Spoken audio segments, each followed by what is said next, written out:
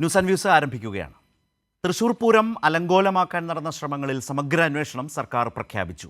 ADGP Ajith കുമാറിന്റെ അന്വേഷണം സമഗ്രമല്ലെന്ന് കണ്ടെത്തി വിപുലമായ അന്വേഷണം സർക്കാർ പ്രഖ്യാപിക്കുകയായിരുന്നു. പൂരം അട്ടിമറി നീക്കം ക്രൈംബ്രാഞ്ച് ADGP H വെങ്കടേഷും ഉദ്യോഗസ്ഥ വീഴ്ച ഇന്റലിജൻസ് ADGP മനോജ് എബ്രഹാമും അന്വേഷിക്കും. ക്രമസമാധാന ചുമതലയുള്ള ADGP അജിത് കുമാറിന് ഔദ്യോഗിക കൃത്യനിർവഹണത്തിൽ പൂരത്തിന്റെ കാര്യത്തിൽ വീഴ്ച സംഭവിച്ചിട്ടുണ്ട്. അക്കാര്യം സംസ്ഥാന പോലീസ് മേധാവി അന്വേഷിക്കും.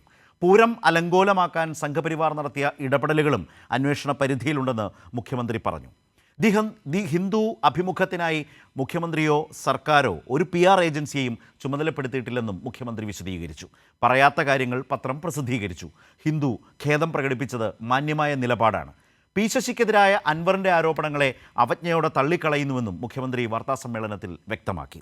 PV അൻവറിന് ശശി വക്കീൽ നോട്ടീസ് അയച്ചു. ആരോപണങ്ങൾ പിൻവലിച്ച് മാപ്പ് പറയണമെന്നാവശ്യപ്പെട്ടു. നിയമസഭയിൽ അൻവറിൻ്റെ സ്ഥാനം പ്രതിപക്ഷ നിരയിലേക്ക് മാറ്റി. CPIM നൽകിയ കത്തിനെ തുടർന്നാണ് സ്പീക്കറുടെ തീരുമാനം. ഭരണപരവും രാഷ്ട്രീയവുമായ വിഷയങ്ങളിൽ ശക്തമായ നടപടികളും നിലപാടുമാണ് മുഖ്യമന്ത്രി വാർത്താസമ്മേളനത്തിൽ നടത്തിയത്. ഇന്നത്തെ ഈ ചർച്ചയിൽ ന്യൂസ് ആൻഡ് വ്യൂസിൽ പങ്കെടുക്കുന്നത് ജെക്സി തോമസ് CPIM, അഡ്വക്കേറ്റ് സേനാപതി വേണു കോൺഗ്രസ്, അഡ്വക്കേറ്റ് ലാൽകുമാർ ഇടതു നിരീക്ഷകൻ. അഡ്വക്കേറ്റ് സേനാപതി വേണു, ഏറ്റവും അധികം ചർച്ച ചെയ്തൊരു പ്രശ്നം തൃശൂർ പൂരവുമായി ബന്ധപ്പെട്ടാണ്. ആ വിഷയത്തിൽ ADGPയുടെ അന്വേഷണ റിപ്പോർട്ട് സമഗ്രമല്ല എന്ന് സർക്കാർ കണ്ടെത്തി എന്നതിനർത്ഥം ആ റിപ്പോർട്ട് തള്ളുന്നു എന്നുള്ളത് തന്നെയാണ്. അതിനപ്പുറത്തേക്ക് അന്വേഷണം പോകേണ്ടതുണ്ട് എന്ന് തീരുമാനിച്ചുകൊണ്ട് അതിനെ 3 സുപ്രധാന തീരുമാനങ്ങളിലേക്ക് മാറ്റുന്നു. ആ തീരുമാനങ്ങൾ സംസ്ഥാനത്തെ മുതിർന്ന പോലീസ് ഉദ്യോഗസ്ഥർ ADGPമാരാണ് അന്വേഷിക്കുന്നത്. ലോ ആൻഡ് ഓർഡർ കൈകാര്യം ചെയ്ത അജിത് കുമാറിന് അക്കാര്യത്തിൽ വീഴ്ച പറ്റിയെന്ന വിലയിരുത്തലിൻ്റെ അടിസ്ഥാനത്തിൽ അത് സംസ്ഥാന പോലീസ് മേധാവി പ്രത്യേകം അന്വേഷിക്കും. അതുപോലെ പൂരം അലങ്കോലമാക്കാൻ നടത്തിയ ശ്രമങ്ങളെ അന്വേഷിച്ച് അതിൻ്റെ പേരിൽ ക്രിമിനൽ നടപടികൾ, കേസുകൾ രജിസ്റ്റർ ചെയ്യാൻ H വെങ്കടേഷനാണ് ചുമതല. ഉദ്യോഗസ്ഥരുടെ ഭാഗത്ത് നിന്ന് അക്കാര്യത്തിൽ വീഴ്ച സംഭവിച്ചിട്ടുണ്ടെങ്കിൽ അത് ADGP മനോജ് എബ്രഹാം അന്വേഷിക്കും. അപ്പോൾ സമഗ്രമായൊരു അന്വേഷണത്തിലേക്ക് സംസ്ഥാനം പോകുമ്പോൾ പൂരം പോലെ നമ്മുടെ ഒരു സാംസ്കാരിക സാമൂഹ്യ മുദ്രയാണ്, അടയാളമാണ്. അപ്പോൾ അതിനെ ഒരു തരത്തിലും വർഗീയമായി വഴിതിരിച്ചുവിടാൻ, ഭാവിയിൽ ഇത് സംഭവിക്കാതിരിക്കാൻ കഴിയും വിധം ഒരു ശക്തമായ നടപടി സർക്കാർ സ്വീകരിക്കുമ്പോൾ അതിനെ പ്രതിപക്ഷം പിന്തുണയ്ക്കുന്നുണ്ടോ?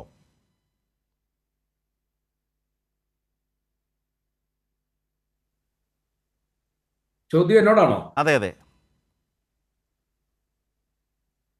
ഹലോ, കേൾക്കാം സേനാപതി വേണു. ചർച്ചയിലെ പ്രതിപക്ഷ പ്രതിനിധി വക്താവ് താങ്കളാണ്. പ്രതിപക്ഷത്തിന്റെ സ്റ്റാൻഡിനെ കുറിച്ചാണ് ചോദ്യം. ഓക്കെ. ഇവിടെ പൂരം അലങ്കോലപ്പെട്ടിട്ട് ഇപ്പൊ എത്ര മാസമായി? 30 ദിവസത്തിനകം മറ്റേ റിപ്പോർട്ട് കൊടുക്കണമെന്നും പറഞ്ഞായിരുന്നു ആദ്യത്തെ അന്വേഷണം നടന്നത്. ഏതായാലും 5-5.5 മാസം കഴിഞ്ഞതിന് ശേഷം ഇപ്പൊ റിപ്പോർട്ട് ADGPയുടേതായ ഒന്നാമത്തെ റിപ്പോർട്ട് പുറത്തു വന്നു. ആ റിപ്പോർട്ടിൽ ADGP സമ്പൂർണ്ണമായിട്ട് തന്നെ ന്യായീകരിച്ചുകൊണ്ട് അവിടെ പരിചയ കുറവുള്ള ജില്ലാ പോലീസിന്റെ സൂപ്രണ്ട്, അതായത് അങ്കുഷ് അശോക് അല്ലെ, അങ്കിത് അശോകിന്റെ പരിചയക്കുറവാണ് ഈ പ്രശ്നത്തിനെല്ലാം കാരണം എന്നുള്ളതാണ് അദ്ദേഹം അന്ന് കൊടുത്ത റിപ്പോർട്ട്. ഞാൻ ഒരു കാര്യം സേനാപതി ഒന്ന് ഇടപെട്ടുകൊണ്ടേ, 2024 പൂരം ഏപ്രിൽ മാസത്തിൽ നടക്കുമ്പോൾ അതിനുശേഷം വന്ന മുൻനിര മാധ്യമങ്ങളുടെ ഓൺലൈൻ പേജുകളിലേക്ക് ഞാൻ കഴിഞ്ഞ ദിവസം നോക്കിയതാണ്. എല്ലാവരും ഒരു തികഞ്ഞ ബോധ്യത്തോടെ അങ്കിത് അശോകൻ്റെ നടപടികൾ, പരിചയക്കുറവ്, പലതരത്തിലുള്ള പ്രശ്നങ്ങൾ, സമീപന രീതി, ഇതൊക്കെയാണ് ഇതിന് കാരണമെന്നൊരു പൊതുവിലയിരുത്തലിലേക്ക് വളരെ വ്യക്തമായി പോയിരുന്നു. ആ ഘട്ടത്തിലാണ് ADGPക്ക് അന്വേഷണ ചുമതല വരുന്നത്. മാസങ്ങൾക്ക് ശേഷം പുതിയൊരു സാഹചര്യത്തിലാണ് ADGPയും അക്കാര്യത്തിൽ ഉൾപ്പെടും വിധത്തിൽ ഒരു പുതിയ വിവാദമുണ്ടാകുന്നത്. എന്നാൽ അതേസമയം തന്നെ അജിത് കുമാർ തന്നെ ചുമതലപ്പെടുത്തിയ അന്വേഷണം താങ്കൾ പറഞ്ഞതുപോലെ സർക്കാരിൽ എത്തിക്കുന്നത് വൈകി. അതേ തുടർന്ന് സർക്കാർ ഒരു ഡെഡ് ലൈൻ 24-ന് നൽകി. 24-നപ്പുറം നൽകാൻ കഴിയില്ല എന്ന് പറഞ്ഞു ഒരു റിപ്പോർട്ട് കൊടുത്തു. ആ റിപ്പോർട്ട് സർക്കാർ തള്ളി. പകരം വളരെ പ്രധാനപ്പെട്ട 3 ഘട്ടങ്ങളിലുള്ള ഒരു സമഗ്രാന്വേഷണത്തിലേക്ക് പോയാൽ അത് അംഗീകരിച്ച് ഒപ്പം നിൽക്കേണ്ടത് ഈ നാടിൻ്റെ ഉത്തരവാദിത്വമല്ലേ? അല്ല, തീർച്ചയായിട്ടും ഈ കാര്യം അല്ല, ഇതിവിടെ പ്രതിപക്ഷം വളരെ ശക്തമായിട്ട് തന്നെ ആവശ്യപ്പെടുന്നതാണല്ലോ. പൂരം കലക്കിയത് ആരാണെന്നും ആ കലക്കലിന്റെ സ്റ്റേക്ക് ഹോൾഡേഴ്സ് ആരാണെന്നും അതിന്റെ ബെനിഫിഷ്യറീസ് ആരാണെന്നും ആയതിനെക്കുറിച്ച് സമഗ്രമായ അന്വേഷണം നടത്തണം എന്നുള്ളതായിരുന്നല്ലോ ഈ പൂരം കലങ്ങിയതിന് ശേഷം അല്ലെങ്കിൽ കലക്കിയതിന് ശേഷം പ്രതിപക്ഷവും മറ്റ് രാഷ്ട്രീയ പ്രസ്ഥാനങ്ങളെല്ലാം ഏകസ്വരത്തിൽ ആവശ്യപ്പെടുന്ന ഒരു കാര്യം എന്നുള്ളത്. ഇവിടെ അന്വേഷണത്തെ സംബന്ധിച്ചുള്ള ഞങ്ങളുടെ ആദ്യം മുതലുള്ള തർക്കവും സംശയവും ഇത് ഒന്നാം ഘട്ടത്തിൽ ഇപ്പോൾ CPIയുടെ മുഖപത്രത്തിൽ കഴിഞ്ഞ ഏതാനും ദിവസങ്ങളായി ശ്രീ പ്രകാശ് ബാബുവിന്റെ ലേഖനം ഉണ്ടായിരുന്നു. അതിനുശേഷം അവരുടെ വാതിൽപ്പടിയിലൂടെ എന്നുള്ള ഒരു ആക്ഷേപ പങ്ക്തിയുണ്ട്. അതിനകത്തെല്ലാം അവർ വളരെ കൃത്യമായിട്ട് ചൂണ്ടിക്കാണിച്ച ഒരു കാര്യമുണ്ടല്ലോ, പൂരം കലക്കലിന് ഉത്തരവാദിയായ ഉദ്യോഗസ്ഥൻ. ഇപ്പോ ADGP MR അജിത് കുമാറിനെ കുറിച്ച് നമ്മൾ പറയുമ്പോൾ അങ്കിത് അശോക് ആണ് ഈ അദ്ദേഹത്തിന്റെ പരിചയക്കുറവാണ് ഈ കാരണങ്ങൾക്ക് കാരണം എന്ന് പറയുമ്പോൾ, അന്നേ ദിവസം അതായത് ഈ പൂരം നടക്കുന്ന അന്ന് രാത്രിയിൽ അദ്ദേഹം തൃശൂർ പോലീസ് ക്ലബിൽ അദ്ദേഹം ഹാജരാണ്. സംസ്ഥാനത്തിന്റെ ക്രമസമാധാന നില ചുമതലയുള്ള ഉദ്യോഗസ്ഥൻ എന്ന നിലയിൽ അവിടെ എന്തെങ്കിലും അനിഷ്ടങ്ങളോ അല്ലെങ്കിൽ അസ്വാഭാവികമായ കാര്യങ്ങളോ സംഭവിച്ചിട്ടുണ്ട് എങ്കിൽ അത് നേരിട്ടിടപെടാൻ ബാധ്യസ്ഥനായ ഒരു പോലീസ് ഉദ്യോഗസ്ഥൻ അതിലിടപെട്ടില്ല എന്ന് മാത്രമല്ല, അതെ, 3 മണിക്ക് അതിലെന്താണ് സംശയം? മൊബൈൽ സേനാപതി ഇന്ന് മുഖ്യമന്ത്രി തന്നെ വാർത്താ സമ്മേളനത്തിൽ പറഞ്ഞത് ക്രമസമാധാന ചുമതലയുള്ള ADGP അദ്ദേഹത്തെയാണ് അന്വേഷണ ചുമതല ഏൽപ്പിച്ചത്, അത് സമഗ്രമല്ല എന്ന നിലയിൽ ആ റിപ്പോർട്ട് തന്നെ മാറ്റി പ്രത്യേക അന്വേഷണത്തിലേക്ക് പോകുന്നു. ഞാൻ പറയാൻ വരുന്ന ഈ ഭാഗം എന്നുള്ളത് താങ്കൾ ഈ സൂചിപ്പിച്ചതിനാണ്. എന്താണ് ക്രമസമാധാന ചുമതലയുള്ള ADGP അജിത് കുമാർ, അദ്ദേഹത്തിൽ നിക്ഷിപ്തമായ ഉത്തരവാദിത്വം ആ പൂര ദിവസം നിറവേറ്റുന്നതിൽ പരാജയപ്പെട്ടു, പിശക് സംഭവിച്ചു എന്ന് കണ്ടെത്തിയിട്ടുണ്ടല്ലോ. ഇന്ന് കണ്ടെത്തിയതിൻ്റെ അടിസ്ഥാനത്തിൽ ആ വീഴ്ചകൾ അതിലെങ്ങനെയാണ് അദ്ദേഹത്തിൻ്റെ ഉത്തരവാദിത്വത്തെ ഫിക്സ് ചെയ്യേണ്ടത്, സംസ്ഥാന പോലീസ് മേധാവി ആ ചുമതല ഏൽപ്പിക്കുക എന്നതും ഒരു പ്രശ്നത്തിലുള്ള ശരിയായ ഇടപെടലല്ലേ? അല്ല, അജിത് കുമാർ വെറുതെ ഇടപെടാതിരുന്നതല്ലോ. അജിത് കുമാർ ചില മുൻവിധിയോടുകൂടിയും അല്ലെങ്കിൽ പ്ലാനിങ്ങോടുകൂടിയുമാണല്ലോ അജിത് കുമാർ അവിടെ. അതെ, അതൊരു അന്വേഷണ റിപ്പോർട്ടായി അദ്ദേഹത്തിന് മുകളിൽ ഒരു ഉദ്യോഗസ്ഥൻ നടത്തി വരണ്ടേ? എങ്ങനെ നമ്മൾ പറയുന്ന, ഇപ്പോൾ താങ്കൾ പറയുന്ന ഒരു പ്രശ്നം, ഒരു വീഴ്ച, ഇന്ന് മുഖ്യമന്ത്രി തന്നെ അത് പറഞ്ഞു, സർക്കാരും ആ കാഴ്ചപ്പാടിൽ തന്നെയാണ്. ആ കാഴ്ചപ്പാടിൽ നിന്നുകൊണ്ട് അതേക്കുറിച്ച് അന്വേഷിക്കുകയാണ്. അന്വേഷിച്ച് DGPയുടെ ഭാഗത്ത് നിന്ന് വരുന്ന റിപ്പോർട്ടിന്റെ അടിസ്ഥാനത്തിലല്ലേ നടപടികൾ സ്വീകരിക്കേണ്ടത്? അതിലെ അതിന്റെ രീതി, ചട്ടം അങ്ങനെയല്ലേ? അല്ല, റിപ്പോർട്ട് വരട്ടെ. പക്ഷേ ഇവിടെ നമ്മുടെ മുമ്പിൽ ഏറ്റവും പ്രത്യക്ഷത്തിലുള്ള ഒരു കാര്യമുണ്ടല്ലോ, അന്നേ ദിവസം ക്രമസമാധാനത്തിന്റെ ചുമതലയുള്ള ഈ മുതിർന്ന പോലീസ് ഉദ്യോഗസ്ഥൻ, ലോ ആൻഡ് ഓർഡറിന്റെ ചുമതലയുള്ള ആള് ഈ സ്പോട്ടിൽ, അതായത് പ്ലേസ് ഓഫ് ഒക്കറൻസ് എന്ന് നിയമത്തിൽ പറയുന്ന ഈ സംഭവ സ്ഥലത്ത് അദ്ദേഹം ഉണ്ട്. അദ്ദേഹം ഇടപെട്ടില്ല. വന്നിരിക്കുന്നത് എന്ന് പറയുന്നത് അദ്ദേഹത്തിന്റെ ഡ്യൂട്ടിയുടെ അല്ലെങ്കിൽ പോരായ്മയാണ്. അപ്പൊ അദ്ദേഹത്തെ ഈ സ്ഥാനത്ത് നിന്ന് മാറ്റി നിർത്തണം. അതാണ് ഇവിടുത്തെ പ്രശ്നം. അദ്ദേഹം ലോ ആൻഡ് ഓർഡർ പദവിയിൽ ഇരുന്നു കൊണ്ട് നടക്കുന്ന ഒരു അന്വേഷണവും നിഷ്പക്ഷമായിരിക്കില്ല, സത്യസന്ധമായിരിക്കില്ല, വസ്തുതാപരമായിരിക്കില്ല. അതാണ് ഞങ്ങളുടെ ആക്ഷേപം. അതുകൊണ്ട് അദ്ദേഹത്തെ ആ സ്ഥാനത്ത് നിന്ന് മാറ്റി നിർത്തിക്കൊണ്ട്, കാരണം പോലീസിൽ ഈ എന്താ പറഞ്ഞ ADGP എന്ന് പറയുന്നത് പോലീസിന്റെ സംസ്ഥാനത്തെ ചീഫിന്റെ തൊട്ട് താഴെയുള്ള പദവിയാണ്. ADGPമാര് പലതുണ്ടെങ്കിലും ക്രമസമാധാനത്തിന്റെ ചുമതലയുള്ള ആള് എന്ന് പറയുന്നത് DGP ഷെയ്ഖ് ദർവേഷ് സാഹിബിന് തൊട്ട് താഴെയുള്ള ആ പദവിയിലുള്ള ആളാണ്. ആ പദവിയിൽ ഇരിക്കുന്ന ഒരാള് ആ പദവിയിൽ ഇരിക്കുമ്പോൾ ഇങ്ങനെ ഒരു അന്വേഷണം നടക്കുന്നതിലൂടെ അതിന്റെ വസ്തുതകൾ പുറത്തു കൊണ്ടുവരില്ല എന്ന് മാത്രമല്ല, ആ അന്വേഷണം അത് തീർച്ചയായും അജിത് കുമാറിനെ സഹായിക്കാനുള്ള അന്വേഷണം മാത്രമായിരിക്കും എന്നുള്ള കാര്യത്തിൽ തർക്കമില്ല. അപ്പൊ പ്രതിപക്ഷത്തിന്റെ ഞങ്ങളുടെ ഒന്നാമത്തെ ആവശ്യം അജിത് കുമാറിനെ ഈ പദവിയിൽ നിന്ന് മാറ്റി നിർത്തിക്കൊണ്ട് ഒരു അന്വേഷണം നടന്നു എങ്കിൽ മാത്രമേ വസ്തുതകൾ പുറത്തു വരൂ. ചർച്ചയുടെ ഭാഗമായി കോൺഗ്രസ് പ്രതിനിധി പറഞ്ഞത് വ്യക്തമായി എന്ന് വിചാരിക്കുന്നു. അതായത് അജിത് കുമാറിനെ മാറ്റി നിർത്തിയ ഒരു അന്വേഷണം വേണം. ഈ 3 ഘട്ടമായിട്ടുള്ള അന്വേഷണമൊക്കെ പ്രതിപക്ഷം അവർക്ക് സമ്മതിക്കേണ്ടി വരുന്നുണ്ട്, വാദത്തിന് അവർ അംഗീകരിക്കാനും തയ്യാറാണ്, അതൊക്കെ കൊള്ളാം. പക്ഷേ അജിത് കുമാറിനെ ലോ ആൻഡ് ഓർഡർ പൊസിഷനിൽ നിന്ന്, ആ ചുമതലയിൽ നിന്ന് മാറ്റി നിർത്താത്തിടത്തോളം കാലം സംസ്ഥാന പോലീസ് മേധാവി നടത്തുന്ന അന്വേഷണം അത് അജിത് കുമാറിനെ രക്ഷിക്കാനും വേണ്ടിയുള്ളതായി മാറും എന്ന ഒരു ധാരണയിലും ബോധ്യത്തിലുമാണ് അവർ നിൽക്കുന്നത്. ഇത് പറഞ്ഞു വരുമ്പോൾ കോൺഗ്രസ് പ്രതിനിധികൾ മറ്റൊന്നുകൂടി പറയും, ഇടതുപക്ഷ ജനാധിപത്യ മുന്നണിയിൽ CPIയും ഇതിനോടകം തന്നെ പറഞ്ഞിട്ടില്ലേ മാറ്റി നിർത്തണം അജിത് കുമാറിനെ, എന്നിട്ടും ഈ സർക്കാർ മാറ്റി നിർത്താതെ അന്വേഷണം നടത്തുന്നത് അജിത് കുമാറിനെ സംരക്ഷിക്കാൻ വേണ്ടിയാണ് എന്ന പ്രതിപക്ഷ വാദം ഇപ്പോഴുമുണ്ട്. അത് വെച്ചാണ് ഇന്ന് പ്രതിപക്ഷ നേതാവും പറഞ്ഞത് പൂരം കലക്കിയതാകെയും മുഖ്യമന്ത്രിയുടെ നേരെ ആരോപിക്കാൻ, അത് മുഖ്യമന്ത്രിയുടെ അറിവോടെ മുഖ്യമന്ത്രിയുടെ താല്പര്യാർത്ഥം എന്ന നിലയിൽ ആരോപിക്കാനാണ് പ്രതിപക്ഷ നേതാവ് ഇന്ന് മുഖ്യമന്ത്രിയുടെ വാർത്താ സമ്മേളനത്തിന് ശേഷവും ശ്രമിച്ചത്. അതിൻ്റെ തുടർച്ചയിലാണ് ഇപ്പോൾ സേനാപതി വേണുവും സംസാരിച്ചത്. വിമർശനം കേട്ടല്ലോ, മറുപടി.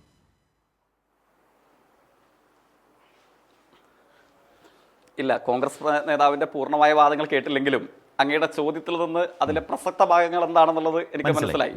ഞാൻ കോൺഗ്രസിൻ്റെ പ്രതിനിധിയെ ഏകപക്ഷീയമായി ഈ കാര്യത്തിൽ കുറ്റപ്പെടുത്തത്തില്ല. കാരണം എന്താണ്, കോൺഗ്രസിൻ്റെ രാഷ്ട്രീയ അനുഭവങ്ങൾ അത്ര പക്വതയോടുകൂടെ പോലീസിനെ കൈകാര്യം ചെയ്തതല്ല എന്നുള്ളതാണ് പരിമിതമായ കേരളത്തിൻ്റെ രാഷ്ട്രീയ അനുഭവങ്ങൾ പരിശോധിച്ചാൽ നമുക്ക് കാണാൻ വേണ്ടി കഴിയുക. ഇതിനോട് ചേർത്ത് നിർബന്ധമായും നമ്മളെല്ലാവരും അനുസ്മരിക്കേണ്ട ഒരു ഉദാഹരണം 2016 അനന്തരമുള്ള ഇടതുപക്ഷ സർക്കാരിൻ്റെ പിറവിക്ക് ശേഷം UDF സർക്കാരിന്റെ കാലയളവിലെ സുപ്രധാന പോലീസ് പദവി കൈകാര്യം ചെയ്തിരുന്ന RSSന്റെ ലക്ഷണമൊത്ത പ്രചാരകനായിരുന്നല്ലോ പിന്നീട് DGP ആയി വന്നയാൾ സെൻകുമാർ. അപ്പോൾ അദ്ദേഹത്തെ മാറ്റുന്നതിനെ സംബന്ധിച്ച് കേരളത്തിൽ ഉടലെടുത്തിട്ടുള്ള രാഷ്ട്രീയ വിവാദങ്ങൾ ആങ്കർ എന്ന നിലയിൽ അങ്ങ് നിർബന്ധമായും ഓർമ്മിക്കുന്നുണ്ടാകും.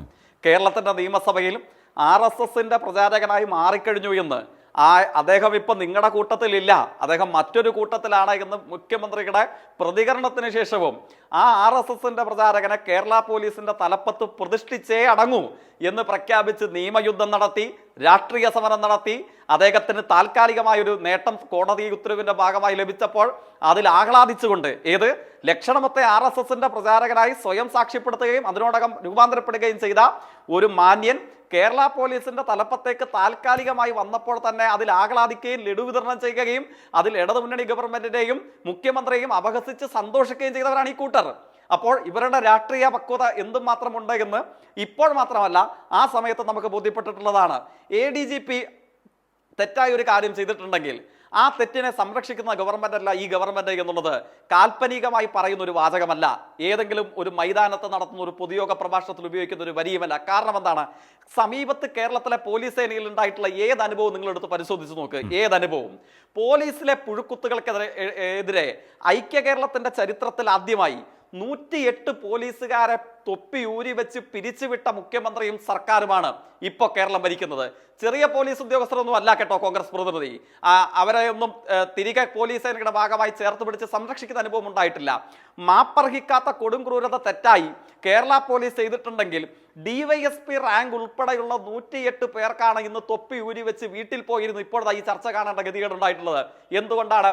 പോലീസിലെ തെറ്റുകൾക്കെതിരെ അത്ര കണിശതയോടുകൂടെ നിലപാട് സ്വീകരിച്ച മുഖ്യമന്ത്രിയും സർക്കാരും കേരളത്തിന്റെ പൊതുചരിത്രത്തിൽ ആദ്യമായിട്ടാണ് എന്നുള്ളതാണ് ഈ അനുഭവങ്ങൾ ചൂണ്ടിക്കാണിക്കുന്നത്. അപ്പോൾ അതുകൊണ്ട് ADGPക്കെതിരെ ഇന്നിപ്പോൾ റിപ്പോർട്ട് ലഭിച്ചിട്ടുണ്ട്. റിപ്പോർട്ട് ലഭിച്ചതിനെ സംബന്ധിച്ച് മുഖ്യമന്ത്രി തന്നെ പറഞ്ഞു, അക്കാര്യത്തിൽ DGPയുടെ ഒരു കവറിംഗ് ലെറ്ററിലെ പ്രയോഗം തന്നെ അദ്ദേഹം ഞാൻ മനസ്സിലാക്കുന്നു വാർത്താ സമ്മേളനത്തിൽ പറഞ്ഞിട്ടുണ്ട്. അതിൽ ADGPയുടെ ഭാഗത്ത് നിന്ന് മാപ്പർഹിക്കാനാവാത്ത ചില വീഴ്ചകൾ ഉണ്ടായിട്ടുണ്ട്. ആ വീഴ്ചകൾ ഉണ്ടായിട്ടുള്ളതിന്റെ വെളിച്ചത്തിൽ ഇനി നിയമ നടപടിയിലേക്ക് നീങ്ങാൻ വേണ്ടിയിട്ടാണ് സർക്കാർ തീരുമാനിക്കുന്നത്. കോൺഗ്രസ് പ്രതിനിധി ഒരു സംശയവും വേണ്ടതില്ല, നമ്മൾ അധിവസിക്കുന്ന നമ്മുടെ കേരളത്തിൽ ഈ ADGP തെറ്റ് ചെയ്തിട്ടുണ്ടെങ്കിൽ അയാളെ സ്ഥാനത്ത് നിന്ന് താൽക്കാലികമായി മാറ്റി നിർത്തുകയല്ല, അദ്ദേഹം ഉപ്പ് തിന്നതിന് ലക്ഷണമൊത്ത നിലയിൽ വെള്ളം കുടിപ്പിച്ചിരിക്കും എന്നുള്ളത് തന്നെയാണ് കേരളത്തിലെ ഇടതുമുന്നണി സർക്കാരിന്റെ സമീപനം. അക്കാര്യത്തിൽ അങ്ങേക്ക് അധിക ദിവസം കാക്കേണ്ട വരില്ല. ഞാൻ മനസ്സിലാക്കുന്നു ചെറിയ ദിവസങ്ങൾക്കകം അല്ലെങ്കിൽ കേവലമായ മണിക്കൂറുകൾക്കകം ഇദ്ദേഹത്തിനെതിരെ 30 ദിവസത്തിനകം പൂർത്തീകരിക്കാൻ ആവശ്യപ്പെട്ടിട്ടുള്ള അന്വേഷണ റിപ്പോർട്ട് കേരളത്തിലെ സംസ്ഥാന പോലീസ് മേധാവി മുഖ്യമന്ത്രിയുടെ ഓഫീസിന് കൈമാറും. ആ റിപ്പോർട്ടിന്റെയും നടപടികളുടെയും വെളിച്ചത്തിൽ താൽക്കാലികമായ മാറ്റി നിർത്തലല്ല, അതിശക്തമായ നടപടിയിലേക്ക് തന്നെ ഈ സർക്കാർ പോകും. ഒരു സംശയവും വേണ്ടത് എന്ന് വെച്ചാൽ ജയിക്ക് പറയുന്നത് പ്രതിപക്ഷം ഇതിൽ അധിക ദിവസമോ അധിക മണിക്കൂറോ അധിക ദിവസമോ പ്രതിപക്ഷത്തിന് ആഹ്ലാദിക്കാൻ കഴിയില്ല എന്നാണോ? ജയിക്ക് പറഞ്ഞതനുസരിച്ചാണെങ്കിൽ സെപ്റ്റംബർ മാസം 2-ാം തീയതിയാണ് മുഖ്യമന്ത്രി അൻവറിൻ്റെ ഈ വാർത്താ സമ്മേളനത്തെ തുടർന്ന് കോട്ടയത്ത് വെച്ച് ജയിക്കിൻ്റെ നാട്ടിൽ വെച്ച് അന്വേഷണം പ്രഖ്യാപിച്ചത്. ഇന്നിപ്പോൾ ഒക്ടോബർ 2 താങ്കൾ പറഞ്ഞ പോലെ തന്നെ 30 ദിവസം അന്വേഷണം പിന്നിട്ടിരിക്കുന്നു. സ്വാഭാവികമായും DGPക്ക് അന്വേഷണ റിപ്പോർട്ട് പൂർത്തീകരിച്ച് സർക്കാരിലേക്ക് സമർപ്പിക്കാനുള്ള ദിവസങ്ങളാണ് ഇനി അദ്ദേഹത്തിൻ്റെ മുമ്പിലുള്ളത്. അവിടെയാണ് ജയിക്ക് എന്ന പ്രതിനിധി, CPIM പ്രതിനിധി ഈ ചർച്ചയിൽ പറയുന്ന വാക്കുകൾക്ക് വലിയ പ്രാധാന്യം ഉണ്ടാകുന്നത്. ADGP അജിത് കുമാറിൻ്റെ കാര്യത്തിൽ ആ റിപ്പോർട്ടിലെ കണ്ടെത്തലുകൾ വന്നാൽ വളരെ ശക്തമായ നടപടികളിലേക്ക് പോകും എന്ന് വെച്ചാൽ പ്രതിപക്ഷത്തിൻ്റെ ഇപ്പോഴത്തെ സന്തോഷത്തിന് അധികം ആയുസില്ലെന്നാണോ? തീർച്ചയായിട്ടും. അതുകൊണ്ടാണല്ലോ സംശയങ്ങൾക്കിടമില്ലാത്തവണ്ണം നമ്മളെല്ലാവരും ശ്രദ്ധയോടുകൂടെ കണ്ട കേരളത്തിലെ മുഖ്യമന്ത്രിയുടെ വാർത്താ സമ്മേളനത്തിൽ സംസ്ഥാന പോലീസ് മേധാവി ഈ മുൻ പൂരം നടത്തിപ്പ് സംബന്ധിച്ചുള്ള അന്വേഷണത്തിൽ പോലും ADGPയുടെ ഭാഗത്ത് നിന്ന് ചില പ്രകടമായ വീഴ്ചകൾ ഉണ്ടായതായി കവറിംഗ് ലെറ്ററിൽ എഴുതി പറഞ്ഞിരിക്കുന്നു. അപ്പോൾ തന്നെ കാര്യം വ്യക്തമായിട്ടുണ്ട്, ഇദ്ദേഹത്തിന്റെ ഭാഗത്ത് നിന്ന് വീഴ്ചകൾ ഉണ്ടായിട്ടുണ്ട്. ഇനി ഈ പറയുന്നത് പോലെ കേരള പോലീസ് അസോസിയേഷന്റെ കോട്ടയത്ത് നടന്ന സംസ്ഥാന സമ്മേളനത്തിൽ മുഖ്യമന്ത്രി പ്രഖ്യാപിച്ച അന്വേഷണ റിപ്പോർട്ട് ഇന്നത്തോടുകൂടെ അതിന്റെ കാലാവധി അവസാനിക്കുകയാണ്. ഞാൻ മനസ്സിലാക്കുന്നു ചെറിയ മണിക്കൂറുകൾക്കകം ആ റിപ്പോർട്ട് CM ഓഫീസിന് ലഭ്യമാകും. ആ റിപ്പോർട്ടിന്റെ വെളിച്ചത്തിൽ കോൺഗ്രസ് പ്രതിനിധിയുടെ വാക്ക് കടമെടുത്താൽ താൽക്കാലികമായ മാറ്റി നിർത്തലല്ല, ആ റിപ്പോർട്ടിൽ ഉപ്പ് തിന്നിട്ടുണ്ട് എന്ന് വെളിവാക്കപ്പെട്ടിട്ടുണ്ടെങ്കിൽ ഏതു വലിയ തലപ്പത്തിരിക്കുന്ന പോലീസ് സൈന്യാധിപനായാലും അദ്ദേഹം വെള്ളം കുടിച്ചിരിക്കും, വെള്ളം കുടിപ്പിച്ചിരിക്കും. അത് കേരളത്തിലെ ഇടതുപക്ഷ രാഷ്ട്രീയത്തിന്റെ സമീപകാല അനുഭവങ്ങളാണ്. ആഭ്യന്തര വകുപ്പിൽ ഈ സർക്കാർ സ്വീകരിച്ചിട്ടുള്ള നടപടികളുടെ ഇത്രയും നാളത്തെ അനുഭവങ്ങളാണ്. ശരി, ഒരു വളരെ വളരെ ചെറിയൊരു ഇടപെടൽ സേനാപതി എന്താണ് നടത്താനുള്ളത്? വളരെ ശക്തമായ ഭാഷയിൽ ആത്മവിശ്വാസത്തോടെ ജയിക്ക് പറഞ്ഞത് കേട്ടില്ലേ? മാത്രവുമല്ല താങ്കൾ പറയുന്നത് DGPയുടെ അന്വേഷണം ADGPക്കെതിരെ നടത്തിയാൽ അത് അദ്ദേഹത്തെ സംരക്ഷിക്കാനാണ് എന്ന നിലയിലേക്ക് ഒരു വാദം മുന്നോട്ട് വെച്ചു. ഇതേ DGP ഈ അന്വേഷണ റിപ്പോർട്ടുമായി ബന്ധപ്പെട്ട് പൂരത്തിൻ്റെ കാര്യത്തിൽ ലോ ആൻഡ് ഓർഡർ കൈകാര്യം ചെയ്യുന്നതിൽ വീഴ്ച സംഭവിച്ചിട്ടുണ്ട് എന്ന് മുഖ്യമന്ത്രി ഇന്നെടുത്ത തീരുമാനം, സർക്കാർ എടുത്ത തീരുമാനം, മന്ത്രിസഭാ യോഗം എടുത്ത തീരുമാനത്തിൽ വളരെ ശക്തമായി സ്പഷ്ടമായി മെൻഷൻ ചെയ്തിട്ടുണ്ട്. അതടക്കം പരിശോധിച്ചാണ് മുഖ്യമന്ത്രി പരസ്യമായി പറഞ്ഞത് ADGPക്ക് അജിത് കുമാറിന് അക്കാര്യത്തിൽ വീഴ്ച പറ്റിയിട്ടുണ്ട്. അത് പറയാൻ സർക്കാർ ഒരു മുഖവിലക്കെടുക്കാൻ പ്രാപ്തമായ നിഗമനം നടത്തിയത്, നിരീക്ഷണം നടത്തിയ സംസ്ഥാന പോലീസ് മേധാവിയാണ്. എന്നിട്ടും ആ പോലീസ് മേധാവിയോട് വളരെ സമഗ്രമായി കാര്യങ്ങൾ അന്വേഷിക്കാൻ പറയുമ്പോൾ പ്രതിപക്ഷത്തിന് വിശ്വാസമില്ലാത്തത് കേവലം നിങ്ങളുടെ രാഷ്ട്രീയം കൊണ്ട് മാത്രമല്ലേ? ഇവിടെ ജെയ്ക്ക് സി തോമസിന് അദ്ദേഹത്തിന്റെ വിശ്വാസം അദ്ദേഹത്തെ രക്ഷിക്കട്ടെ എന്നാണ് എനിക്ക് ആ കാര്യത്തിൽ പറയാനുള്ളത്. അദ്ദേഹം ലക്ഷണമൊത്ത RSSകാരനെ കുറിച്ച്, മുൻ പോലീസ് മേധാവിയെ കുറിച്ച് പറഞ്ഞു. അതിലും നല്ല ഒന്നാന്തരം ലക്ഷണമൊത്ത ആളല്ലേ ഇപ്പൊ ഇരിക്കുന്നത്. നമ്മൾ വിചാരിച്ചത് ദത്താത്രേയ നടപടിയെടുത്തപ്പോൾ നിങ്ങൾ സന്തോഷിച്ചു എന്നാണ്. അന്ന് നടപടിയെടുത്ത് അതിൽ തിരിച്ചടി ഉണ്ടായപ്പോൾ അതിൽ ആ ഇടതുപക്ഷ സർക്കാരിന് നേരെ അതിൽ സന്തോഷിച്ചവരാണ് കേരളത്തിലെ കോൺഗ്രസ്സുകാർ എന്നുള്ള പൊളിറ്റിക്കൽ പോയിന്റാണ് പറഞ്ഞത്. അല്ല, അത് സുപ്രീം കോടതിയുടെ വിധിയല്ലേ, അതല്ല ഞങ്ങൾ കൊണ്ടുവന്നൊരു വിധിയല്ലല്ലോ. പക്ഷെ സുപ്രീം കോടതിയുടെ വിധി വന്നാലും സംഘപരിവാർ പക്ഷത്തേക്ക് ഒരാൾ ചാഞ്ഞാൽ, അതിനെ ആ നിലയിൽ തിരിച്ചറിഞ്ഞാൽ അത് നിങ്ങൾക്ക് വകവെക്കാനാകും? നിങ്ങളത് മറന്നു കളയുമോ എന്നാണ്? അതിലും വ്യക്തമായിട്ടാണല്ലോ ഇപ്പൊ ഒരാൾ സംഘപരിവാർ പക്ഷത്തേക്ക് ചേർന്നിരിക്കുന്നത്. ഇപ്പോ RSSന്റെ നേതാവ് ദത്താത്രേയ ഹൊസബ്ലയെ കണ്ടു, ഒരു ദേശീയ നേതാവ് എന്നൊരു പരിഗണന. ഓക്കെ, റാം മാധവിനെ കണ്ടു, അത് ഒരു ദേശീയ നേതാവിനെ കണ്ടു. ഇവിടെ വത്സൻ തില്ലങ്കേരി എന്ന് പറയൂലേ, ഞാൻ കണ്ടിരിക്കുന്നു ADGPയെ 4 മിനിറ്റോ 4 മണിക്കൂറോ എന്നുള്ള തർക്കമുള്ളൂ. ഈ വത്സൻ തില്ലങ്കേരിക്ക് എന്താണ് ADGPയെ കാണാൻ? അദ്ദേഹം പറഞ്ഞിരിക്കുന്നത് അവിടെ ആംബുലൻസ് വരുന്നത് ഇയാൾ എന്നെ ആംബുലൻസിന്റെ കൊട്ടേഷൻ വല്ലതും നടത്തുന്ന സർക്കാർ അന്വേഷിക്കുന്നില്ലെന്നാണോ? അതിൽ അന്വേഷണം നടത്താതെ സർക്കാർ ADGPയെ സംരക്ഷിക്കുന്നു, കുടപിടിക്കുന്നു എന്നാണോ? അല്ല, അപ്പൊ ഞാൻ പറഞ്ഞത് അന്വേഷണമുണ്ടോ? ആ വിഷയത്തിൽ ADGP അജിത് കുമാർ അന്വേഷണം നേരിടുന്നുണ്ടോ? ചോദ്യം. അല്ല, എന്റെ ചോദ്യമല്ലല്ലോ, എന്റെ ഉത്തരവല്ലേ? ഉറപ്പല്ലേ, എന്റെ ചോദ്യമാണ്. എന്റെ ചോദ്യം ശ്രീ സേനാപതിയോട്, ആ ആക്ഷേപത്തിന്റെ മുൻപിൽ ADGP അജിത് കുമാർ കേരളത്തിൽ അന്വേഷണം നേരിടുന്നുണ്ടോ? എന്റെ ചോദ്യം അങ്ങയോട്. എന്റെ ചോദ്യവും അത് തന്നെയാണ്. RSSന്റെ നേതാവ് വത്സൻ തില്ലങ്കരിയെ ഒക്കെ സന്ദർശിക്കുന്ന, അല്ലെങ്കിൽ അങ്ങനെ സന്ദർശിച്ചു എന്ന ഒരു പ്രശ്നത്തിൽ അന്വേഷണം നേരിടാതെ വളരെ സുഖകരമായി കേരളത്തിൽ അങ്ങോട്ടും ഇങ്ങോട്ടും സഞ്ചരിക്കുന്നയാളാണോ ADGP അജിത് കുമാർ? എന്റെ ചോദ്യം വീണ്ടും താങ്കൾ. അതല്ലേ ഇപ്പൊ നമ്മൾ കാണുന്നത്. എങ്ങനെ? അദ്ദേഹം അമ്പലത്തിൽ പോകുന്നു, ശത്രു സംഹാര പൂജ നടത്തുന്നു, അദ്ദേഹം ചുമതലയുമായിട്ട് മുന്നോട്ട് പോകുന്നു. ആ എന്റെ ചോദ്യത്തിന് ഉത്തരവായില്ല. അത് അദ്ദേഹത്തിന്റെ സ്വാതന്ത്ര്യം. ഈ അന്വേഷണം നടക്കുന്നതുകൊണ്ട് അദ്ദേഹം ശത്രു സംഹാര പൂജ നടത്തരുതെന്നോ അമ്പലത്തിൽ പോകരുതെന്നോ സേനാപതി നമുക്ക് ആർക്കെങ്കിലും പറയാൻ പറ്റുമോ? പക്ഷെ അദ്ദേഹം അന്വേഷണം നേരിടുന്നുണ്ടോ? അല്ല, നമുക്ക് പറയാൻ പറ്റുന്ന ഒരു കാര്യമുണ്ട്. RSSുമായിട്ട് ഇത്രയും അടുത്ത ബന്ധം പുലർത്തുന്ന ഒരാള്, അത് വേറൊരു വിഷയമാണ്. നമ്മൾ സംസാരിക്കുന്നത് ഒരു രാഷ്ട്രീയ പ്രവർത്തകനെ കുറിച്ചോ രാഷ്ട്രീയ നേതാവിനെ കുറിച്ചോ അല്ല, സംസ്ഥാനത്തെ ഉന്നതനായ ഒരു പോലീസ് ഉദ്യോഗസ്ഥനെ കുറിച്ചാണ്. അങ്ങനെ ആക്ഷേപം നേരിടുന്ന ആ ഉദ്യോഗസ്ഥൻ കേരളത്തിൽ ഒരു സർക്കാർ അന്വേഷണത്തെ നേരിടുന്നുണ്ടോ? എന്റെ ചോദ്യം വീണ്ടും. ഇന്ന് RJDയുടെ നേതാവ് ഡോക്ടർ, അത് വിട്. എന്റെ സേനാപതി, എന്റെ ചോദ്യം സ്ട്രെയിറ്റ് അല്ലേ താങ്കളോട്? നമ്മൾ ഞാൻ ചോദിച്ചത് അജിത് കുമാർ ആ വിഷയത്തിൽ അന്വേഷണം നേരിടുന്നുണ്ടോ? എന്നിട്ട് താങ്കൾ എന്തും പറഞ്ഞു. അന്വേഷണം നേരിടുന്നുണ്ടോ എന്ന് വെച്ചാൽ ഇപ്പോൾ അന്വേഷണം ഇല്ലെന്നാണോ? എന്നാൽ അന്വേഷണം നേരിടുന്നതിന് മുമ്പ് അജിത് കുമാറിനെ പോലീസിന്റെ ക്രമസമാധാനം അതല്ല, അത് നമ്മളിങ്ങനെ മാറി സംസാരിച്ചു പോകരുത്. എന്റെ ചോദ്യം വളരെ ലളിതവും സ്ട്രെയിറ്റും അല്ലേ? ഈ വിഷയത്തിൽ RSSുമായി ബന്ധപ്പെട്ട് ഉയർന്ന ആക്ഷേപത്തിൽ ADGP അജിത് കുമാർ കേരളത്തിൽ അന്വേഷണം നേരിടുന്നുണ്ടോ? വകുപ്പ് തല അന്വേഷണം നേരിടുന്നുണ്ടോ? അല്ല, RSSന്റെ ഇത്രയും അടുത്ത ബന്ധം പുലർത്തുന്നയാളെ ക്രമസമാധാനത്തിന്റെ ചുമതലയിൽ വെച്ചിട്ട് ലക്ഷണമൊത്ത RSSകാരനെ പണ്ട് സസ്പെൻഡ് ചെയ്തിട്ടുണ്ട് എന്ന് ഇവിടെ മറുപടി പറഞ്ഞാൽ കേരളത്തിലെ ആ വിശദീകരണത്തിനുള്ള അർഹത താങ്കൾക്കുണ്ട്. ജനാധിപത്യപരമായി ചർച്ചയിൽ ആ വിശദീകരണത്തിനുള്ള അർഹത താങ്കൾക്കുണ്ട്. പക്ഷേ എന്റെ ഒരു ചോദ്യത്തെ അഡ്രസ് ചെയ്യാനുള്ള ഉത്തരവാദിത്വം താങ്കൾക്കുണ്ട്. കോൺഗ്രസ് പ്രതിനിധിയോട് എന്റെ ചോദ്യം വീണ്ടും ഒരു തവണ കൂടി ചോദിക്കുന്നു. ഈ ആക്ഷേപകരമായ വലിയ വിമർശനം നേരിടുന്ന വിഷയത്തിൽ വകുപ്പ് തല അന്വേഷണത്തിന് ADGP അജിത് കുമാർ കേരളത്തിൽ വിധേയനാണോ? അതോ ഈ ഒരു അന്വേഷണവുമില്ലാതെ അദ്ദേഹം സ്വതന്ത്രനായി പോവുകയാണോ? ചോദ്യം അതല്ലേ ഇപ്പൊ നമ്മൾ കാണുന്നത്. അദ്ദേഹം സർവ്വസ്വതന്ത്രനായിട്ട് നടക്കുന്നു. വകുപ്പ് തല അന്വേഷണം ഉണ്ട് എന്ന് പറയുമ്പോൾ അതാണ് കോൺഗ്രസ് അദ്ദേഹം മനസ്സിലാക്കി അദ്ദേഹത്തിന്റെ വെച്ചിരിക്കുന്നത്. ചുമതല അദ്ദേഹത്തിനെതിരെ ഈ ആക്ഷേപത്തിൽ ഒരു അന്വേഷണവും നടക്കുന്നില്ല എന്ന് ആവർത്തിച്ച് അദ്ദേഹം പറയുന്നു. ഒരു മറുപടി അങ്ങനെയാണെങ്കിൽ അത് തെറ്റാണ്. അതുകൊണ്ട് തന്നെ ആ വിമർശനം ഉയരുന്നുണ്ട്. സർക്കാർ അങ്ങനെ അദ്ദേഹത്തെ സ്വതന്ത്രനായി അഴിച്ചുവിട്ടിരിക്കുകയാണോ അന്വേഷണത്തിന് വിധേയനാക്കാതെ? ജയിക്ക് ഈ നിമിഷം വരെ സർക്കാർ അദ്ദേഹത്തെ സ്വതന്ത്രനായി അഴിച്ചുവിട്ടു. എന്റെ ചോദ്യം അന്വേഷണത്തെക്കുറിച്ച് ജയിക്കിന്റെ മറുപടി കൂടി, എന്നിട്ട് ഞാൻ ലാലിലേക്ക് വരാം. നമ്മൾ ഈ ചർച്ച തുടങ്ങുന്ന 8 മണി വരെ അദ്ദേഹത്തെ സ്വതന്ത്രനായിട്ട് കോൺഗ്രസ് ശരിയാണോ പ്രതിനിധി മനസ്സിലാക്കേണ്ടത് അത്യാവശ്യം കേരളത്തിലെ മുഖ്യമന്ത്രി അല്ലെങ്കിൽ മുഖ്യമന്ത്രിയുടെ കോൺഗ്രസ് പ്രതിനിധി മനസ്സിലാക്കേണ്ടത് അത്യാവശ്യം കേരളത്തിലെ മുഖ്യമന്ത്രിയുടെ ഓഫീസിൽ നിന്ന് പുറപ്പെടുവിക്കുന്ന പത്രക്കുറിപ്പെങ്കിലും സർക്കാർ സംബന്ധമാണ് എന്നുള്ളത് കൊണ്ട് തന്നെ ഗൗരവപൂർണ്ണമായി ഒന്ന് പരിശോധിക്കാൻ അങ്ങ് തയ്യാറാകണം. ഉയർന്നു വന്നിട്ടുള്ള RSS നേതാവ് ദത്താത്രേയ ഹോസപിള്ളയും ഇത്തരത്തിലുള്ള മറ്റു പ്രചാരകരും ഒക്കെയായി കണ്ടിട്ടുള്ള കൂടിക്കാഴ്ചകളെയൊക്കെ സംബന്ധിച്ച് ഉയർന്നു വന്നിട്ടുള്ള എല്ലാ കാര്യങ്ങളെ സംബന്ധിച്ചും പരിശോധനയിലാണ്. ആ പരിശോധനയിൽ പോലീസ് സംവിധാനത്തിൽ നിന്ന് നോട്ടീസ് അയക്കുകയും മൊഴിയെടുക്കുകയും വരെ ചെയ്തു കഴിഞ്ഞിട്ടുള്ള വാർത്തകൾ, വിവരങ്ങൾ എത്രയോ തവണ നമ്മുടെ മറ്റു പല മാധ്യമങ്ങളും റിപ്പോർട്ട് ചെയ്ത് നമ്മുടെ പബ്ലിക് ഡൊമൈന് മുമ്പിലുണ്ട്. അപ്പോൾ അതൊന്നും കാണാതെ ഇദ്ദേഹത്തെ സംരക്ഷിക്കുന്നു എന്ന് പറയുന്നത് അങ്ങ് കാര്യം കാണാതെ അല്ലെങ്കിൽ വസ്തുതകൾ വിലയിരുത്താതെ ഏകപക്ഷീയമായി രാഷ്ട്രീയ അന്ധത കൊണ്ട് മറ്റെന്തോ പ്രചരിപ്പിക്കുന്നതിന് തുല്യമായി പോകും. പിന്നെ അങ്ങ് മനസ്സിലാക്കേണ്ടത്, ഞാൻ പല ആവർത്തി അങ്ങയെ ധരിപ്പിക്കാൻ വേണ്ടി ശ്രമിച്ചു, പക്ഷെ അങ്ങ് അത് ബോധ്യപ്പെടാൻ തയ്യാറാകുന്നില്ല. എന്തുകൊണ്ടാണ് എന്ന് എനിക്കറിയില്ല, പ്രേക്ഷകർ വിലയിരുത്തട്ടെ. ഞാൻ പല ആവർത്തി അങ്ങയുടെ ശ്രദ്ധയിലേക്ക് കൊണ്ടുവന്നു. ഈ കാര്യത്തിനകത്ത് പോലീസിനുള്ളിൽ മറ്റു താല്പര്യങ്ങൾ ഏതുമില്ലാതെ അതിശക്തമായി നടപടി സ്വീകരിച്ച അനുഭവമാണ് കഴിഞ്ഞ 7 വർഷക്കാലത്തിനിടയിൽ കേരളത്തിലെ ആഭ്യന്തര വകുപ്പിന്റെ ഭാഗത്തുനിന്നുണ്ടായിട്ടുള്ളത്.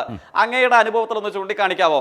ഏതെങ്കിലും UDF സർക്കാരിന്റെ കാലയളവിൽ പോലീസ് സേന എത്രയോ തെറ്റ് ചെയ്തിട്ടുണ്ട്. ഉന്നതരും ചെറിയ ആളുകൾ മുതൽ എത്രയോ റാങ്ക് ആൻഡ് ഫയലിൽ എത്രയോ ആളുകൾ. ഏതെങ്കിലും ഒരു പോലീസുകാരനെ സർവീസിൽ നിന്ന് പിരിച്ചുവിട്ട അനുഭവം കേരളത്തിൽ അങ്ങയുടെ കോൺഗ്രസിന്റെ പാർട്ടി ഭരിച്ചിരുന്ന UDF സർക്കാരിന്റെ കാലയളവിൽ ഉണ്ടായിട്ടുണ്ടോ? എവിടെയും ഉണ്ടായിട്ടില്ല.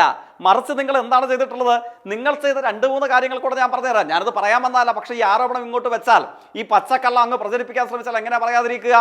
ഈ സെൻകുമാറിന്റെ കാലയളവിൽ തന്നെയായിരുന്നില്ലേ, അങ്ങ് ഓർമ്മയുണ്ടോ, തിരുവനന്തപുരത്ത് MG കോളേജിൽ CI ആയിരുന്ന മോഹനചന്ദ്രൻ നായർക്ക് നേരെ ABVP RSS പ്രവർത്തകർ ബോംബെറിഞ്ഞു, കൊലപ്പെടുത്താൻ വേണ്ടി ബോംബെറിഞ്ഞു. ആ ബോംബെറിഞ്ഞ കേസിലെ പ്രതികളെ മാനുഷിക പരിഗണന കൊടുത്ത് ആ കേസ് പിൻവലിച്ചു കൊടുത്ത നേതാവ് ആരാണ്? അങ്ങ് സമയം കിട്ടുമ്പോൾ KPCC ഓഫീസിൽ പോയി ചോദിക്കണം.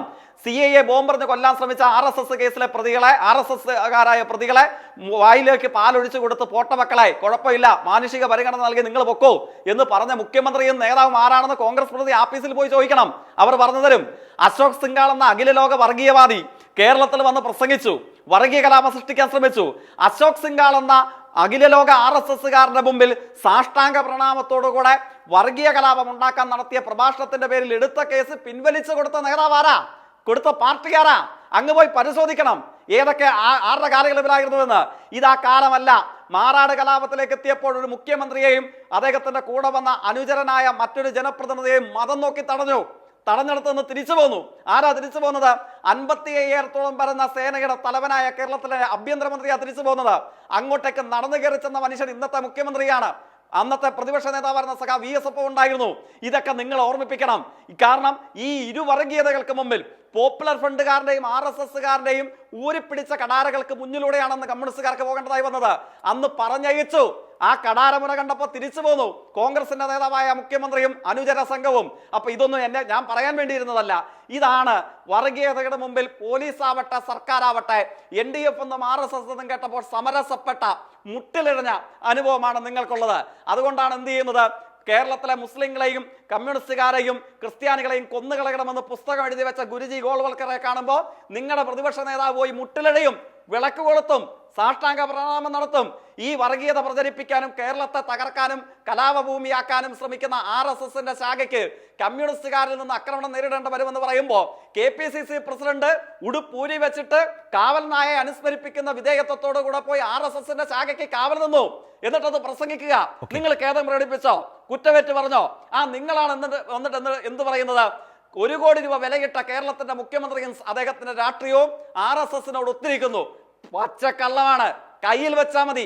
അനുഭവങ്ങളെ പരിശോധിച്ചാൽ കേരളത്തിനോ ഇന്ത്യക്കോ വിശ്വസിക്കാൻ കഴിയുന്നതല്ല. അത് ആ പട്ടം ചേരുക നിങ്ങൾക്കാണ്, ഞങ്ങൾക്കല്ല. റൈറ്റ്. ഇവിടെ മാറാടിനെ കുറിച്ച് പറഞ്ഞതുകൊണ്ട് ഒരു അനുഭവം കൂടി പറയാം. മാറാടിൻ്റെ അക്കാലത്തെ ഏറ്റവും ആശങ്കാജനകമായ ഒരു സാഹചര്യത്തിൻ്റെ ഒരു വസ്തുതയാണ് ഇപ്പോൾ ജയ്ക്ക് സൂചിപ്പിച്ചത്.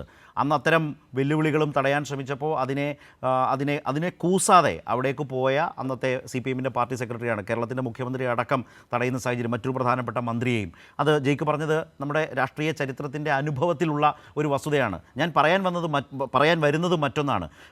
മറ്റൊരു വളരെ പ്രധാനപ്പെട്ട മാധ്യമത്തിൽ ഇപ്പോൾ ജോലി ചെയ്യുന്ന ഒരു സീനിയർ ജേർണലിസ്റ്റ്, അദ്ദേഹത്തിന് ആ കാലത്ത് അദ്ദേഹത്തിൻ്റെ പ്രവർത്തനത്തിൻ്റെ ആദ്യകാലങ്ങളിലാണ് മാറാട് വെച്ച് ഈ പറഞ്ഞതുപോലെ കൊലയാളികൾക്ക് മുമ്പിൽ വർഗീയത ആളിപ്പടർത്തി ഒരു നാടിനെ ഏറ്റവും അശാന്തമാക്കി കൊലക്കത്തിക്കിരയാക്കുന്ന വിധം നിൽക്കുന്നൊരു അന്തരീക്ഷത്തിൽ അവിടെ റിപ്പോർട്ട് ചെയ്യാൻ പോയി ഒരു മാധ്യമപ്രവർത്തകൻ ഇങ്ങനെ ജീവന് വേണ്ടി അവർക്ക് മുമ്പിൽ കേണപേക്ഷിച്ച് യാചിച്ചു നിന്ന ഒരു മാധ്യമപ്രവർത്തകൻ, അദ്ദേഹം പിന്നെ എന്നോട് പറഞ്ഞൊരു അനുഭവമുണ്ട്.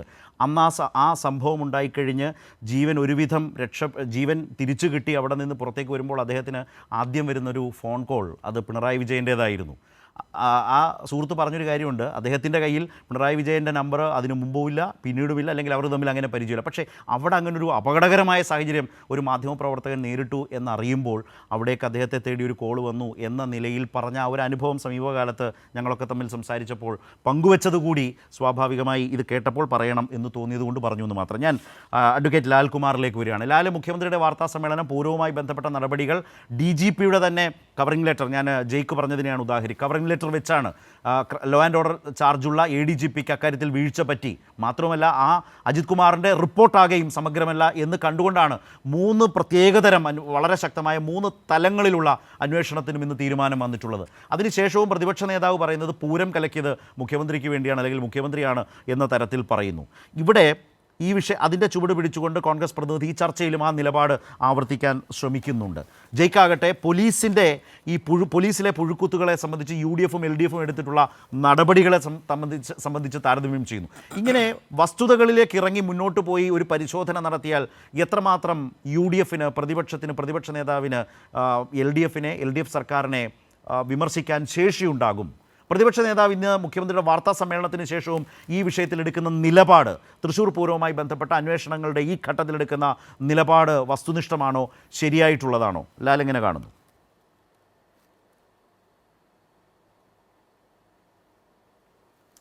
അതിനു മുമ്പ് താങ്കളുടെ ചോദ്യത്തിൻ്റെ സത്തിലേക്ക് ഞാൻ വരുന്നതിന് മുമ്പ് താങ്കളുടെ വിഭാഗത്തെ മാധ്യമപ്രവർത്തകരെ ഒന്ന് വിമർശിക്കണം എന്നെനിക്ക് ആദ്യം തോന്നുന്നു. എന്താണ് കാരണം നമ്മൾ പറയുന്നത് ഓരോന്നും മാധ്യമപ്രവർത്തകരാണ് ജനങ്ങളുടെ അടുത്തേക്ക് എത്തിക്കുന്നത്. ഇന്ന് മുഖ്യമന്ത്രിയുടെ വാർത്താ സമ്മേളനം ഞാൻ കേൾക്കുകയായിരുന്നു. അതിനകത്ത് ഒരു കത്തി കൊണ്ടുവന്ന് മാധ്യമപ്രവർത്തകരുടെ മുന്നിൽ വെച്ചിരുന്നുവെങ്കിൽ നിങ്ങൾ തമ്മിൽ കത്തി കുത്തി അങ്ങോട്ടും ഇങ്ങോട്ടും കൊന്നേനെ എന്നൊരു അഭിപ്രായം എനിക്കുണ്ട്. വെർബൽ സ്പാറ്റ് എന്നൊക്കെ പറഞ്ഞു കഴിഞ്ഞാൽ ഇതിന് മേളിൽ ഇല്ല. നിങ്ങൾക്ക് വ്യക്തമായ ഒരു കാര്യം ചോദിക്കാൻ കേരളത്തിൻ്റെ മുഖ്യമന്ത്രിയാണ്, ആര് തന്നെ ആകട്ടെ, പിണറായി വിജയന് പകരം നിങ്ങൾ അവിടെ AK ആൻ്റണിയോ VD സതീശനോ ആര് തന്നെ ഇരിക്കട്ടെ, ആ മനുഷ്യനോട് ഒരു കാര്യം ചോദിച്ചാൽ നിങ്ങൾക്ക് ഗൗരവപ്പെട്ട കാര്യങ്ങൾ ചോദിച്ചറിയാനുണ്ട്. ആ ചോദിച്ചറിയാനുള്ള കാര്യം വ്യക്തമായി പെതുക്കെ ചോദിക്കാം, ഉറക്കെ ചോദിക്കാം. അദ്ദേഹം തന്നെ ഒരു 10 പ്രാവശ്യമെങ്കിലും 78 വയസ്സുള്ള ആ മനുഷ്യൻ, 78 വയസ്സുണ്ടെന്നാണ് എൻ്റെ ഓർമ്മ, എൻ്റെ കണക്ക് തെറ്റാണ് വിട്ടേക്ക്, ആ മനുഷ്യൻ പറയുന്നുണ്ട്, ഒരു സീനിയർ ആൾ പറയുകയാണ്, കേരളത്തിൻ്റെ ഏറ്റവും മുതിർന്ന രാഷ്ട്രീയക്കാരൻ പറയുകയാണ്, നിങ്ങൾ ഓരോരുത്തരായി ചോദിക്കൂ, ഓരോരുത്തരായി ചോദിച്ചാലേ എനിക്ക് മറുപടി പറയാൻ പറ്റൂ. നിങ്ങൾ എന്തോ കാണിക്കുന്നേ? നിങ്ങൾ ആരെയും ബോധ്യപ്പെടുത്തും? നിങ്ങളെന്താ ഈ പറയുന്ന ഈ വാർത്താ സമ്മേളനം കൊണ്ട് ഇവിടുത്തെ ഇടതുപക്ഷ പ്രസ്ഥാനങ്ങളും ഇവിടുത്തെ CPIMും കമ്മ്യൂണിസ്റ്റ് മുഖ്യമന്ത്രിയും ഒക്കെ അങ്ങ് ഇല്ലാതാവുന്നതാണോ നിങ്ങൾ കരുതിയിരിക്കുന്നത്? അത് മാധ്യമങ്ങളോടുള്ള ഒരു ചോദ്യമാണ്, നാണക്കേടിൻ്റെ അങ്ങേ അറ്റമാണ്. നിങ്ങൾക്ക് സംസ്കാരമുണ്ട്, നിങ്ങൾ സംസ്കാരത്തിൻ്റെ ഉത്തുംഗത്തിൽ നിൽക്കുന്നവരാണ്. ഈ ഫോർത്ത് എസ്റ്റേറ്റ് എന്ന് പറഞ്ഞാൽ ഇവിടെ വലിയ പ്രവർത്തനം നടത്തുന്നു, ജനാധിപത്യത്തിൻ്റെ മൂല്യം മൊത്തം പിടിച്ചു നിർത്തുന്നത് നിങ്ങളാണെന്നാ ഈ ചർച്ചകളൊക്കെ കേട്ടാൽ തോന്നുക. ജനാധിപത്യത്തിൻ്റെ ഒരു കണിയെങ്കിലും നിങ്ങൾക്കുണ്ടെങ്കിൽ ഈ സംസ്കാര ശൂന്യമായ രീതിയിൽ നിങ്ങൾ ചോദ്യം ചോദിക്കത്തില്ല. അത് ചോദ്യം ചോദിക്കാനുള്ള ആവേശം കൊണ്ട് ചോദ്യം ചോദിക്കാനുള്ള ആവേശം കൊണ്ട് സംഭവിക്കുന്നതാണ്. അത് ശരി. അപ്പോൾ പിന്നെ നിങ്ങൾ ജനാധിപത്യത്തിൻ്റെ വർത്താനം കൂടെ പറയരുത്. നിങ്ങൾ തമ്മിൽ തന്നെ ആര് ചോദിക്കണം എന്നുള്ള ഒച്ച വെക്കുക. ഒരു ചാനലുകാരൻ ചോദിക്കുമ്പം അവൻ്റെ ചോദ്യത്തിന് മേളിൽ അപ്പുറത്തെ ചാനലുകാരൻ ചോദിച്ചാൽ മാത്രമേ നിൽക്കാൻ പറ്റത്തുള്ളൂ. അപ്പോൾ പിന്നെ ജനാധിപത്യമുണ്ട്, നിങ്ങൾ സാവധാനം മറ്റുള്ള മനുഷ്യരെ കേൾക്കുന്നവരാണ് എന്നുള്ള ഈ പറയുന്ന തിയറിയും കൂടി ഇങ്ങോട്ട് വരരുത്. രണ്ടും കൂടെ നടക്കത്തില്ല. അതേ ഞാൻ പറഞ്ഞുള്ളൂ. ഞാൻ ഇനി താങ്കൾ ചോദിച്ച ചോദ്യത്തിലേക്ക് വരാം. കുറച്ച് കാര്യങ്ങൾ പറയാനുണ്ട്. ഇത്രയും ലേറ്റ് ആയതുകൊണ്ട് തന്നെ ഞാനത് പറഞ്ഞേ പോത്തുള്ളൂ. പിന്നെ വന്നില്ലെങ്കിലും കുഴപ്പമില്ല. നോക്കൂ, പിണറായി വിജയൻ എന്ന് പറയുന്ന മനുഷ്യനിൽ എനിക്ക് വിശ്വാസമുണ്ട്. അതെന്തുകൊണ്ടെന്ന് വെച്ചാൽ പിണറായി വിജയൻ ഒരു കാര്യം പറയുമ്പം, ഒരു വിഷയത്തിൽ ഗൗരവത്തിലൊരു കാര്യം പറയുമ്പം അദ്ദേഹം അതിൽ പ്രവർത്തിച്ചിട്ടുണ്ട്. അദ്ദേഹം പറഞ്ഞിട്ട് പ്രവർത്തിക്കാതിരുന്നതായിട്ടുള്ളൊരു ശീലം ഞാൻ കണ്ടിട്ടില്ല. അദ്ദേഹം എന്താണ് ചെയ്തിരിക്കുന്നത്? അദ്ദേഹം ആദ്യം തൊട്ടേ അദ്ദേഹം പറയുന്നൊരു കാര്യം, ഇൻവെസ്റ്റിഗേഷൻ്റെ റിസൾട്ട് വരട്ടെ, അതിനെ അനുസരിച്ച് ആക്ട് ചെയ്യാം. നിങ്ങൾക്ക് CPIയെ കാണിക്കാം. ഇവിടെ സേനാപതി വേണു പറഞ്ഞ പോലെ RJD എതിരഭിപ്രായം പറയുന്നുണ്ട്, എല്ലാ ദിവസവും പറയുന്നുണ്ട്. പക്ഷേ എന്നിട്ടും മുഖ്യമന്ത്രി പിണറായി വിജയൻ അങ്ങനെ ഒരു തീരുമാനം എടുക്കുന്നതിന് കാര്യമുണ്ട്. വളരെ സോഫ്റ്റ് സ്പോക്കണായിട്ടാണ് അദ്ദേഹം കാര്യങ്ങൾ പറയുന്നത്. വളരെ പെതുക്കെയാണ്. വരട്ടെ. ഞാൻ ഉറപ്പിച്ച് പറയുന്നു, ഞാൻ മനസ്സിലാക്കിയെടുത്തോളം വരട്ടെ. നമുക്ക് ഈ പറയുന്ന ഇൻവെസ്റ്റിഗേഷൻ്റെ റിസൾട്ട് അനുസരിച്ച് നമുക്ക് കാര്യങ്ങൾ ചെയ്യാം എന്നൊരാൾ പറയുന്നുണ്ടെങ്കിൽ അത് അതിഗൗരവമാണെന്നാണ് ഞാൻ കണക്കാക്കുന്നത്. ചാടിക്കേറി ഒരു കാര്യം ചെയ്യുന്നതിനെക്കാട്ടിലും ഗൗരവത്തിൽ ചെയ്യാൻ പറ്റും ഈ പറയുന്ന നിങ്ങൾ ബേസ് ക്ലിയർ ആക്കി പോവുകയാണെങ്കിൽ. ഞാൻ 1-2 കാര്യം പറയാം അതിനകത്ത്. എന്നെ കേൾക്കുന്നവർ, കഴിഞ്ഞ കുറേ ദിവസങ്ങളായി കേരളത്തിൽ വരുന്ന ഒരു ചർച്ചയുടെ ഒരു പ്രശ്നം, ഈ മനുഷ്യനെ അങ്ങ് മാറ്റിയാൽ പോരെ? ADGP അജിത് കുമാർ, MR അജിത് കുമാറിനെ ചുമ്മാതെ അങ്ങ് മാറ്റിയാൽ പോരെ? അങ്ങനെ മാറ്റിയാൽ കുറച്ച് പ്രശ്നങ്ങളുണ്ട്. അത് നിങ്ങളിലേക്ക് മാധ്യമപ്രവർത്തകർ എത്തിക്കത്തില്ല. നോക്കൂ, കേരളത്തിൽ ഇപ്പം സംഭവിച്ചുകൊണ്ടിരിക്കുന്നത്, പിണറായി വിജയൻ എന്തിനാണ് ആക്രമിക്കുന്നത്? അദ്ദേഹം കമ്മ്യൂണിസ്റ്റ് മുഖ്യമന്ത്രി ആയതുകൊണ്ടാണ്. കമ്മ്യൂണിസ്റ്റുകാരെ സംബന്ധിച്ചിടത്തോളം കമ്മ്യൂണിസ്റ്റുകാർ ഈ പറയുന്ന മതനിരപേക്ഷ പാരമ്പര്യത്തെ ഉയർത്തിപ്പിടിക്കുകയും ആ മതനിരപേക്ഷ വോട്ടുകൾ നമ്മളിലേക്ക് വരികയും ചെയ്യുന്നുണ്ട്. അത് ഹിന്ദു ആണെങ്കിലും മുസ്ലിം ആണെങ്കിലും കമ്മ്യൂണിറ്റിക്ക് സമാധാനമായിട്ട് ജീവിക്കണമെങ്കിൽ കമ്മ്യൂണിസ്റ്റ് പാർട്ടിയുടെ എക്സിസ്റ്റൻസ് വളരെ പേർട്ടിനൻ്റാണ്. അതിനകത്തൊരു സംശയമില്ല. അതിനെ തകർക്കണമെങ്കിൽ അതിനകത്ത് ഏറ്റവും വലിയ തലയ്ക്ക് അടിച്ചാലേ പറ്റൂ. അതുകൊണ്ടാണ് ഈ പറയുന്ന മുസ്ലിം വിരുദ്ധത പിണറായി വിജയൻ പറയുന്നു, അല്ലെങ്കിൽ ഹിന്ദു വിരുദ്ധത പറയുന്നു എന്ന് പറഞ്ഞ് ഈ പറയുന്ന കോലാഹലങ്ങൾ ഉണ്ടാക്കുന്നത്. ഈ പറയുന്ന ഹിന്ദു വിരുദ്ധതയും മുസ്ലിം വിരുദ്ധതയ്ക്ക് ഇടയ്ക്ക് സാൻഡ്വിച്ച് ചെയ്ത് വെച്ചിരിക്കുകയാണ് യഥാർത്ഥത്തിൽ പിണറായി വിജയനെ, അല്ലേ? അപ്പം നിങ്ങൾക്ക് ഇവിടെ ഇപ്പം നോക്കൂ, MR അജിത് കുമാറിനെ ഈ പറയുന്ന പദവിയിൽ നിന്ന് മാറ്റുകയാണെങ്കിൽ എന്തായിരിക്കും ചെയ്യുക? ആദ്യം ചെയ്യാൻ പോകുന്നത്, ഇവിടുത്തെ ഹിന്ദു വർഗീയവാദികൾ പറയാൻ പോകുന്നത്, RSSൻ്റെ ആളെ കണ്ടോണ്ട് മാറ്റി, ഇവിടുത്തെ ഇതാണ് ഹിന്ദുക്കൾക്കെതിരാണെന്ന് പറഞ്ഞ് ബഹളം ഉണ്ടാകും. അങ്ങനെ ഒരു ആക്ഷൻ എടുക്കാൻ ഞാൻ ആദ്യത്തെ ചർച്ചയിലേ ഞാൻ പറഞ്ഞതാണ്. ഒരാൾക്കെതിരെ ഒരു നടപടി എടുക്കുമ്പം നിങ്ങളുടെ അതിനകത്ത് സബ്സ്റ്റൻസ് ഉണ്ടാകണം. സബ്സ്റ്റൻസ് ഇല്ലാതെ എന്ത് നടപടി എടുത്താലും, ആര് പറഞ്ഞാലും, അത് CPI പറഞ്ഞാലും RJD പറഞ്ഞാലും ദൈവം തമ്പുരാൻ ഇറങ്ങിവെന്ന് പറഞ്ഞാലും അത് തെറ്റാണ്. അവിടെ മുഖ്യമന്ത്രിയുടെ പൊസിഷൻ വളരെ ക്ലിയറാണ്. മറ്റേത് ഒരു വൈകാരികതയും കൂടെ അതിനകത്ത് കടന്നു കയറുന്നുകൊണ്ടാണ്. വികാരപരമല്ലാതെ ആ വിഷയത്തെ കൈകാര്യം ചെയ്യുന്നതുകൊണ്ടാണ് അദ്ദേഹം അവധാനതയോടുകൂടി നോക്കിയിരിക്കുന്നതെന്നാണ് ഞാൻ മനസ്സിലാക്കുന്നത്. പക്ഷേ ലാലെ, ഞാനൊരു ചെറിയ കാര്യം കൂടെ ചോദിക്കും. ഞാൻ നേരത്തെ സേനാപതിയോട് ലാലിനോട് തന്നെയാണ്, സേനാപതിയോട് ഞാൻ ഇതേക്കുറിച്ച് ചോദിച്ചു, പലതവണ ചോദിച്ചു. അദ്ദേഹം പറയുന്ന അദ്ദേഹത്തിൻ്റെ ഒരു ബോധ്യം, അജിത് കുമാർ ഈ പറഞ്ഞ വിഷയങ്ങളിൽ അന്വേഷണം നേരിടുന്നുണ്ടോ? അന്വേഷണം നേരിടുന്നു എന്ന് പറയാൻ അദ്ദേഹം തയ്യാറായില്ല, അന്വേഷണം നേരിടുന്നില്ല എന്നും പറയാൻ തയ്യാറായില്ല. പക്ഷേ അദ്ദേഹം സ്വതന്ത്രനായി നടക്കുകയാണല്ലോ എന്ന് പറയുന്നതിൽ ഒരു ധ്വനിയുണ്ട്. ആ നിലയിലാണ് കോൺഗ്രസ് ഈ വിഷയങ്ങളെ കാണുന്നതെങ്കിലോ? നോക്കൂ, ഇൻവെസ്റ്റിഗേഷൻ്റെ റിപ്പോർട്ട് വരുന്നു. ADGP കൊടുത്ത റിപ്പോർട്ട് ചുമ്മാതെ DGP ഗൾപ്പ് ചെയ്യുകയാണോ ചെയ്തത്? നോ. അതുകൊണ്ടാണ് താങ്കൾ പറഞ്ഞത് ഒരു നോട്ടോട് കൂടിയാണ് മുഖ്യമന്ത്രിയുടെ അടുക്കലേക്ക് ചെന്നത്. മുഖ്യമന്ത്രി ആ റിപ്പോർട്ടുമായി ബന്ധപ്പെട്ട കാര്യം എന്താ പറഞ്ഞത്? ഇതിനകത്ത് രാഷ്ട്രീയ ഇടപെടൽ നടന്നിട്ടുണ്ട്, ഇല്ല എന്നല്ല പറഞ്ഞത്. ആണോ? സംഘപരിവാറുകാരെ രക്ഷിക്കാനാണ് പിണറായി വിജയൻ ഇടപെടുന്നതെങ്കിൽ സംഘപരിവാറുകാരുടെ ഇടപെടൽ ഉണ്ടായിട്ടുണ്ട് എന്നാണ് പ്രൈമ ഫേസിയ മനസ്സിലാക്കുന്നതെന്ന് ഇന്ന് മുഖ്യമന്ത്രി പറഞ്ഞില്ലേ? പറയാതിരുന്നോ? അപ്പൊ എന്നിട്ട് ഇൻവെസ്റ്റിഗേഷൻ നടക്കട്ടെ എന്ന് പറയുമ്പോൾ അതിന്റെ അർത്ഥം എന്താ? തെളിവുകൾ വരട്ടെ എന്നാണ്. നിങ്ങൾ തെളിവുകൾ ഇല്ലാതെ ഒരാൾക്കെതിരെ ആക്ട് ചെയ്താലുള്ള കുഴപ്പം എന്നറിയോ? അത് ആർബിട്രറി ആയി പോകും. ആ ആർബിട്രറി ആക്ഷൻ വികാരപരമാണ്, പെട്ടെന്ന് ചെയ്യാൻ പറ്റും. പക്ഷെ കുഴപ്പം ഈ പറയുന്ന ആൾക്കാർ ഈ പറയുന്ന ഇദ്ദേഹത്തിൻ്റെ കൂട്ടത്തിൽ നിൽക്കുന്ന RSS, ഹിന്ദു വർഗീയവാദികൾ എല്ലാം കൂടെ വന്നിട്ട് ഇദ്ദേഹം ഹിന്ദു ആയതുകൊണ്ട് ഈ പറഞ്ഞ കാര്യം ചെയ്തതെന്നൊരു നറേറ്റീവ് കേരളത്തിൽ കൊണ്ടുവരും. ഞാൻ ഉറപ്പിച്ച് പറയുന്നു, കൊണ്ടുവരും. അതിനെ ഗെറ്റ് ഓവർ ചെയ്യുന്നത് എങ്ങനെയാ? അതിനെ ഗെറ്റ് ഓവർ ചെയ്യാൻ ഒറ്റ മാർഗ്ഗമേ ഉള്ളൂ. നിങ്ങളുടെ കയ്യിൽ ഒരു സോളിഡ് പേപ്പർ വേണം. You should have proofs with you saying that this is our evidence. This is our evidence to show that this man has manipulated. അല്ല പിന്നെന്താ? ഈ എൻറ്റയർ കാര്യത്തിൽ അദ്ദേഹം ഇടപെട്ടിട്ടുണ്ട്. എന്ന് പറയണമെങ്കിൽ പേപ്പർ കൈ വേണം. ആ പേപ്പർ കയ്യിൽ വേണം എന്നുള്ള ബോധ്യം മുഖ്യമന്ത്രിക്കുണ്ട്. ഇത് മനസ്സിലാക്കാത്തവരൊന്നും അല്ല ഈ പറയുന്ന പ്രതിപക്ഷമൊന്നും. പക്ഷെ എന്നാലും രാഷ്ട്രീയ ആരോപണം നടത്തുകയാണ്. ഇപ്പൊ സുനിൽകുമാർ ഒരു കാര്യം പറയുന്നു. സുനിൽകുമാർ അത് ഉറപ്പായിട്ട് പറയും, അദ്ദേഹം രാഷ്ട്രീയ പ്രവർത്തനാണ്, അദ്ദേഹം അവിടെ പരാജയപ്പെട്ടു പോയതാണ്. പക്ഷേ സുനിൽകുമാർ തന്നെ മുഖ്യമന്ത്രിയുടെ കസേരയിൽ വന്നിരുന്നതാണെങ്കിൽ ഇത് പറയത്തില്ലെന്നാണ് ഞാൻ പറയുന്നത്. അത് ഇങ്ങ് മാറ്റിയാൽ പോരെ എന്ന് വെച്ചാൽ പെട്ടെന്ന് മാറ്റിയാൽ മതി എന്ന് പറഞ്ഞാൽ മതി. പക്ഷെ അങ്ങനെ മാറ്റിയാൽ ഉണ്ടാകുന്ന പ്രശ്നം നോക്കൂ. ഈ പറയുന്ന പോലെ തന്നെ മുഖ്യമന്ത്രി പറഞ്ഞിട്ടില്ലാത്തൊരു കാര്യം കുത്തിക്കയറ്റി അത് മുസ്ലിം വിരുദ്ധതയാക്കി. അപ്പൊ ഹിന്ദു വിരുദ്ധതയും മുസ്ലിം വിരുദ്ധതയും യഥാർത്ഥത്തിൽ പറഞ്ഞുകൊണ്ട് സെക്യുലറായിട്ടുള്ളൊരു മനുഷ്യനെ സ്റ്റാമ്പ് ചെയ്ത് നിങ്ങൾക്ക് നേടാൻ ശ്രമിക്കുന്നത് എന്താ? ഇവിടുത്തെ മതനിരപേക്ഷത ഇല്ലാതാക്കുക എന്നുള്ളതാണ് ഇവിടെ നടക്കുന്നത്. ആ മതനിരപേക്ഷത ഇല്ലാതാകണമെങ്കിൽ എന്താണ് നിങ്ങൾ ചെയ്യേണ്ടത്? നിങ്ങൾ ഇമോഷണലായിട്ടല്ല ബിഹേവ് ചെയ്യേണ്ടത്, ലോജിക്കലായിട്ടാണ് ബിഹേവ് ചെയ്യേണ്ടത്. ലോജിക്കലായിട്ടാണ് ബിഹേവ് ചെയ്യേണ്ടത്. പിണറായി വിജയൻ ചെയ്യുന്നത് ലോജിക്കലായിട്ടാണ്, കൃത്യമായ ലോജിക്കലായിട്ട്. എനിക്ക് ഒരു സംശയമില്ല കാര്യത്തിൽ. ഞാൻ ഒരു കാര്യം കൂടെ പറയാം. ഇൻവെസ്റ്റിഗേഷൻ റിപ്പോർട്ട് വരുന്നു, നാളെയോ നാളെ കഴിഞ്ഞോ എന്ന് തന്നെ ആകട്ടെ. After 15 days I am ready to wait. I have no issues in waiting for it. 15 ദിവസം കഴിഞ്ഞ് റിപ്പോർട്ട് വരുന്നിരിക്കട്ടെ. അതിനകത്ത് MR അജിത് കുമാറിനെതിരെയുള്ള ഗുരുതരമായ ആരോപണങ്ങൾ ഉണ്ടെന്നിരിക്കട്ടെ. അപ്പം അദ്ദേഹം ആക്ട് ചെയ്തില്ലെങ്കിൽ നമുക്ക് പറയാം അദ്ദേഹം പാർട്ടീസൺ പൊളിറ്റിക്സ് കളിക്കുന്നതാണ്, ഇദ്ദേഹത്തിനെ പൂർണ്ണമായും വേണ്ടതുകൊണ്ട് ചെയ്യുന്നതാണ് എന്ന് നമുക്ക് പറയാം. ആ റിപ്പോർട്ട് കയ്യിലുണ്ടെങ്കിൽ പ്രൈമറി റിപ്പോർട്ട് വന്നു കഴിഞ്ഞപ്പം അത് അദ്ദേഹം തന്നെ ഉണ്ടാക്കിയതാണെങ്കിൽ അതിനെ തള്ളുകയാണ് മുഖ്യമന്ത്രി ചെയ്തത്. അപ്പം അടുത്ത റിപ്പോർട്ട് വരുമ്പം എന്താണ് ചെയ്യേണ്ടത്? അതിന്റെ എവിഡൻസ് അനുസരിച്ച് അദ്ദേഹം പറയുകയാണ് ഈ മനുഷ്യനെ ഇവിടെ ഇരുന്നോട്ടെ, എന്നാലും ഞാൻ മാറ്റത്തില്ല എന്ന് പറഞ്ഞാൽ മുഖ്യമന്ത്രിയുടെ ഭാഗത്ത് കള്ളക്കളി ഉണ്ടെന്ന് നമുക്ക് പറയാം. അല്ലാത്ത പക്ഷം നിങ്ങൾ വെയിറ്റ് ചെയ്യണം. അപ്പം നിങ്ങൾക്ക് വേണമെങ്കിൽ ചോദിക്കാം, ഈ കാര്യത്തിൽ ഇദ്ദേഹത്തെ ഇത് നേരത്തെ ഏൽപ്പിച്ചതാണ്. ആ നേരത്തെ ഏൽപ്പിച്ച റിപ്പോർട്ടിൽ ഇടയ്ക്ക് വെച്ച് മാറ്റുന്നത് ശരിയല്ല. അതുകൊണ്ടാണ് അവിടെ ഒരു റീഇൻവെസ്റ്റിഗേഷൻ്റെ ആവശ്യം വരുന്നത്. എന്നെ കേൾക്കുന്നവരോട് ഞാൻ പറയുന്നു, നിങ്ങളുടെ മുന്നിൽ വരുന്ന വാർത്തകൾ സാധാരണഗതിയിൽ ചിന്തിക്കുന്ന ഒരു കാര്യം, ഇദ്ദേഹത്തെ അങ്ങ് മാറ്റിയാൽ പോരെ എന്നുള്ളൊരു സാധാരണ നറേറ്റീവാണ് വരുന്നത്. അതൊരു വല്ലാത്ത പൊളിറ്റിക്കൽ നറേറ്റീവാണ്, അതൊരു റാഷണൽ നറേറ്റീവ് അല്ല.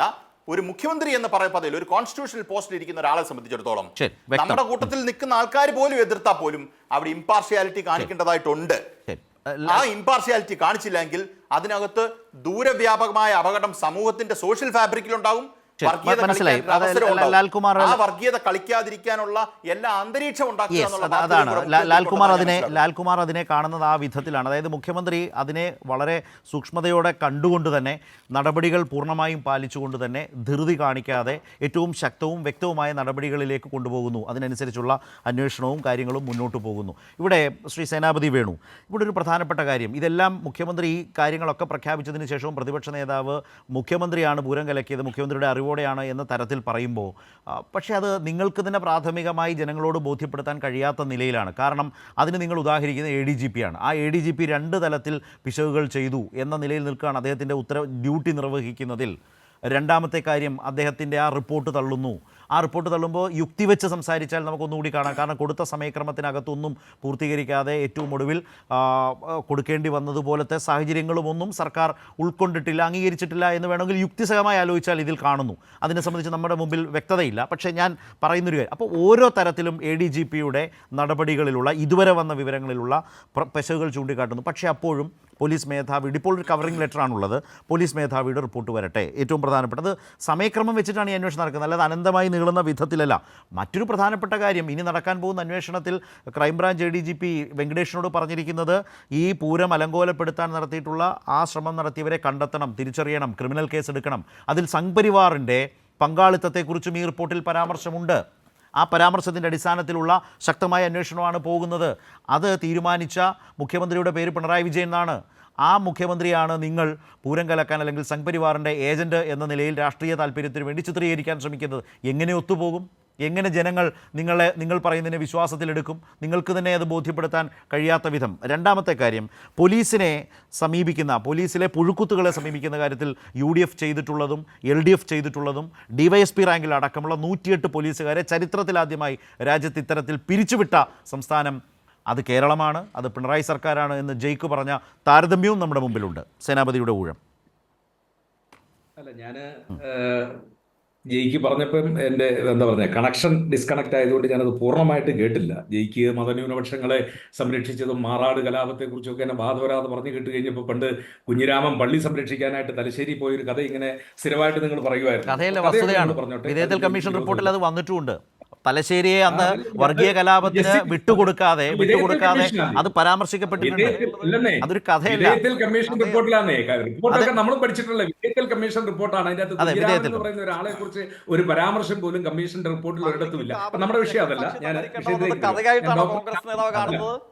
അതൊരു കഥയെന്ന് പറയുന്നത് നിർഭാഗ്യകരമാണ്. അത് ശരിയല്ല എന്നാണ് ജയിക്ക് പറയുന്നത്. അല്ല, അത് ഞാൻ കഥയല്ല. ജയിക്ക് പള്ളിക്ക് കാവൽ നിന്ന് സംസാരിച്ചപ്പോൾ രക്തസാക്ഷിത്വം ഞാനൊന്നും വരിക്കേണ്ട വന്നത് കഥയായിട്ടാണോ കാണേണ്ടത്? അങ്ങനൊന്നും പ്രയോഗം നടത്തല്ലേ?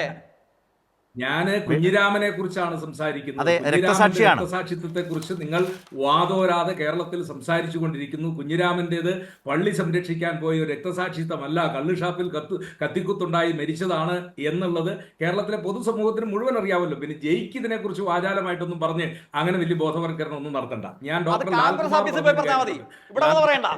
അത് കോൺഗ്രസ് ഓഫീസിൽ പോയി പറഞ്ഞാൽ മതി, കേട്ടല്ലോ. ആ മാതിരി വൃത്തികേട് ഇവിടെ ഒരു മാധ്യമത്തിന്റെ ഫ്ലോറിൽ വന്ന് പറഞ്ഞാൽ കേട്ടോണ്ടിരിക്കാൻ വേറെ ആളെ നോക്കണം, കേട്ടല്ലോ. നിങ്ങൾ എന്ത് പറഞ്ഞിട്ടാണ്, നിങ്ങൾ എന്തറിഞ്ഞിട്ടാണ് മനസ്സിലാക്കുന്നത്? അല്പമെങ്കിലും രാഷ്ട്രീയ ചരിത്രം അറിയാവോ? സഖാവ് യു കെ കുഞ്ഞിരാമനെ കോൺഗ്രസ് ഭരിക്കുന്ന ബാങ്കിന്റെ ബോർഡിലേക്ക് നോമിനേറ്റ് ചെയ്ത ആളായിരുന്നു, അങ്ങേക്കറിയോ? കോൺഗ്രസ് അദ്ദേഹത്തെ എങ്ങനെ ആദരിച്ചെന്നറിയോ?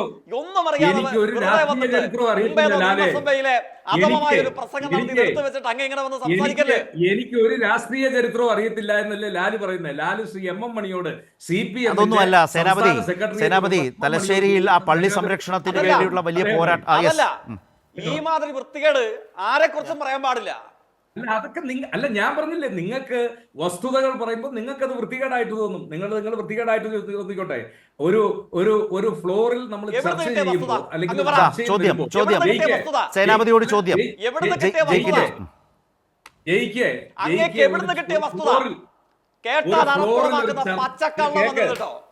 ഒരു ഫ്ലോറിൽ ഒരു ചർച്ച നടത്തുമ്പോൾ അത് പ്രതിപക്ഷ ബഹുമാനം. അതെ, സേനാപതിയുടെ ഭാഗത്ത് നോക്കൂ സേനാപതി, ഇതിൽ സംഭവിച്ചത് ഈ വിഷയത്തെ വിശദീകരിക്കാൻ വന്ന താങ്കൾ ഒരു മരണപ്പെട്ട ഒരാൾ രക്തസാക്ഷിത്വത്തെ അപമാനിക്കുന്ന പരമമായ വൃത്തികേട് പറഞ്ഞാൽ അത് കേട്ടിരിക്കാൻ വേറെ ആളെ നോക്കണം. അവിടെയാണ് ഏത് വസ്തുതയുടെ അടിസ്ഥാനത്തിൽ ഞാൻ ജസ്റ്റിസ് വിധേയത്തിൽ കമ്മീഷൻ റിപ്പോർട്ടിനെ ഉദ്ധരിച്ചുകൊണ്ടാണ് പറയുന്നത്. ആ റിപ്പോർട്ടുമായിട്ട് താങ്കളുമായി ചർച്ച നടത്താൻ എനിക്ക് പൂർണ്ണ സമ്മതം. നമുക്ക് ഒരു ദിവസം എവിടെയാണ് പറഞ്ഞിട്ടുള്ളത്? ആരംഭിക്കാം, ഇപ്പോൾ തന്നെ ആവാം. സേനാപതി പറയും. കോൺഗ്രസ്സുകാരോട് ചോദിക്കുക, അവർ പോലും ഇങ്ങനെ അധമമായ വർത്തമാനം പറയില്ല. വിധേയത്തിൽ കമ്മീഷൻ റിപ്പോർട്ടിൽ എവിടെ പരാമർശിക്കുന്നു? ചോദ്യം സേനാപതി. അല്ല, ഞാൻ പറഞ്ഞല്ലോ റിപ്പോർട്ടിനെ കുറിച്ച് നമുക്ക് ചർച്ച ചെയ്യാവുന്ന. ഇപ്പോൾ എന്റെ കയ്യിൽ റിപ്പോർട്ടില്ല. റിപ്പോർട്ടിനെ കുറിച്ച് ഒരു ഉത്തരവാദിത്വമില്ലാതെ അപ്പോ ഒരു മരണപ്പെട്ട ഒരാളെ ആക്ഷേപിക്കും വിധം നിലപാടെടുക്കാം. ഞാൻ ആക്ഷേപിച്ചതല്ലോ. നിങ്ങൾ സ്ഥിരമായി ഈ കഥ ഇങ്ങനെ പറഞ്ഞുകൊണ്ട് നടക്കുകയാണ്. കുഞ്ഞിരാമൻ പള്ളി തകർക്കാൻ പോയത്, പള്ളി തകർക്കുന്നവരെ എതിർക്കാൻ പോയി, കുഞ്ഞിരാമൻ രക്തസാക്ഷിയായി എന്ന് നിങ്ങൾ ഇങ്ങനെ നിരന്തരമായി പറഞ്ഞുകൊണ്ടിരിക്കുന്നു. ഞാൻ നിങ്ങൾ പറഞ്ഞതിനെയാണ് എതിർത്തത്. അത് മാത്രമാണ് ഞാൻ എതിർത്തത്. അതിനോടുള്ള കടുത്ത മറ്റൊരു വിഷയത്തിലേക്ക് പോയതുകൊണ്ടാണ്. സമീപമുള്ള സാധാരണക്കാരായ മനുഷ്യന്മാർ ജയിക്കിന്റെ ശക്തമായ വിയോജിപ്പ് അക്കാര്യത്തിലുണ്ടെങ്കിൽ അത് അവതരിപ്പിക്കാനുള്ള ഒരവസരം കൂടി എന്താണ്? കാരണം ഈ വിഷയത്തിൽ നിന്നും മാറി സേനാപതി മറ്റൊരിടത്തേക്ക് പോയതുകൊണ്ടാണ്. അല്ല, ഇത് മറ്റതുമായി ബന്ധമുള്ളതല്ല. സേനാപതി അതല്ല, മരണപ്പെട്ടു പോയൊരു മനുഷ്യനെ ആക്ഷേപിക്കും വിധത്തിൽ സേനാപതി ഒരു നിലപാടെടുത്തു. അത് വളരെ ശക്തമായി അദ്ദേഹം വിയോജിച്ചു. വീണ്ടും താങ്കൾ അതിൽ ഉറച്ചു നിന്നു. അതിൽ വിയോജിക്കാൻ ഇനിയും ജയിക്കിനുണ്ടെങ്കിൽ ഒരു അവസരം കൊടുക്കേണ്ടത് ചർച്ചയുടെ ഭാഗമാണ്. അത് കഴിഞ്ഞ് നമ്മുടെ വിഷയത്തിലേക്ക് വരാം. ജയിക്ക് ഒരിക്കൽ കൂടി.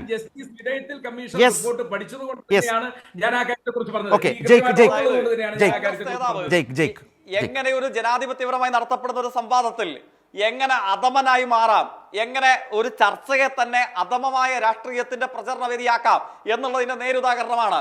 പണ്ഡിറ്റ് നെഹ്റുവിനെ വിയോജിപ്പുകൾക്കിടയിൽ നമ്മളെല്ലാവരും ആദരിക്കുന്നവരാണ്. പണ്ഡിറ്റ് നെഹ്റുവിനെ കുറിച്ച് എം.ഒ. മത്തായി ഒരു പുസ്തകത്തിൽ എന്തെല്ലാം വൃത്തികേടുകൾ പറഞ്ഞിട്ടുണ്ട്. ഞാനത് നെഹ്റു അങ്ങനെയാണെന്ന് ഞാൻ ഇവിടെ ഒന്ന് പറഞ്ഞാലോ? തെളിവ് ചോദിക്കുമ്പോൾ എം എ മത്തായി പുസ്തകം എഴുതിയിട്ടുണ്ടെന്ന് പറഞ്ഞാലോ അങ്ങനെ അധമരായി നമ്മൾ മാറില്ല. വിധേയത്തിൽ കമ്മീഷൻ റിപ്പോർട്ടിന്റെ ഒരു പരിസരത്തിലും സഖാവ് യു കെ കുഞ്ഞിരാമൻ മെരുവമ്പായി മുസ്ലിം പള്ളിക്ക് കാവൽ നിൽക്കവെ കൊല്ലപ്പെടേണ്ട വന്നതിനെ സംബന്ധിച്ച് തെറ്റായ ഒരു പരാമർശവുമില്ല, തെറ്റായ ഒരു വിവരവുമില്ല. ചരിത്രമറിയാവുന്ന ഏതെങ്കിലും കൊള്ളാവുന്ന കോൺഗ്രസിന് അപവാദമായിട്ടുള്ള ഏതെങ്കിലും കൊള്ളാവുന്ന ഒരാളുണ്ടെങ്കിൽ അയാളെ വിളിച്ച് ചോദിക്കണം. ഇല്ലെങ്കിൽ തലശ്ശേരിയിലോ മെരുവമ്പായി പള്ളിക്ക് സമീപമോ ഉള്ള സാധാരണക്കാരായ കോൺഗ്രസ്സുകാർ അടക്കമുള്ള ആളെ കുറിച്ച് ചോദിക്കണം. എങ്ങനെയാണ് സഖാവ് യു കെ കുഞ്ഞിരാമൻ രക്തസാക്ഷിത്വം വരിക്കേണ്ട വന്നത്? എന്തു കാരണത്താലാണ് രക്തസാക്ഷിത്വം വരിക്കേണ്ട വന്നത്? മെരുവമ്പായി പള്ളി ഇപ്പോഴും സൂര്യശോഭയോടുകൂടെ ആകാശത്തേക്ക് ശിരസുയർത്തി നിൽക്കുന്നുണ്ട്. ആ ചരിത്രം അറിയാവുന്ന ഏതെങ്കിലും ഒരു ആളോട് പോയി ചോദിക്കണം. എന്നിട്ട് വേണം ഈ മാതിരി വർത്തമാനം ഇവിടെ വന്നതെന്ന് പറയാൻ.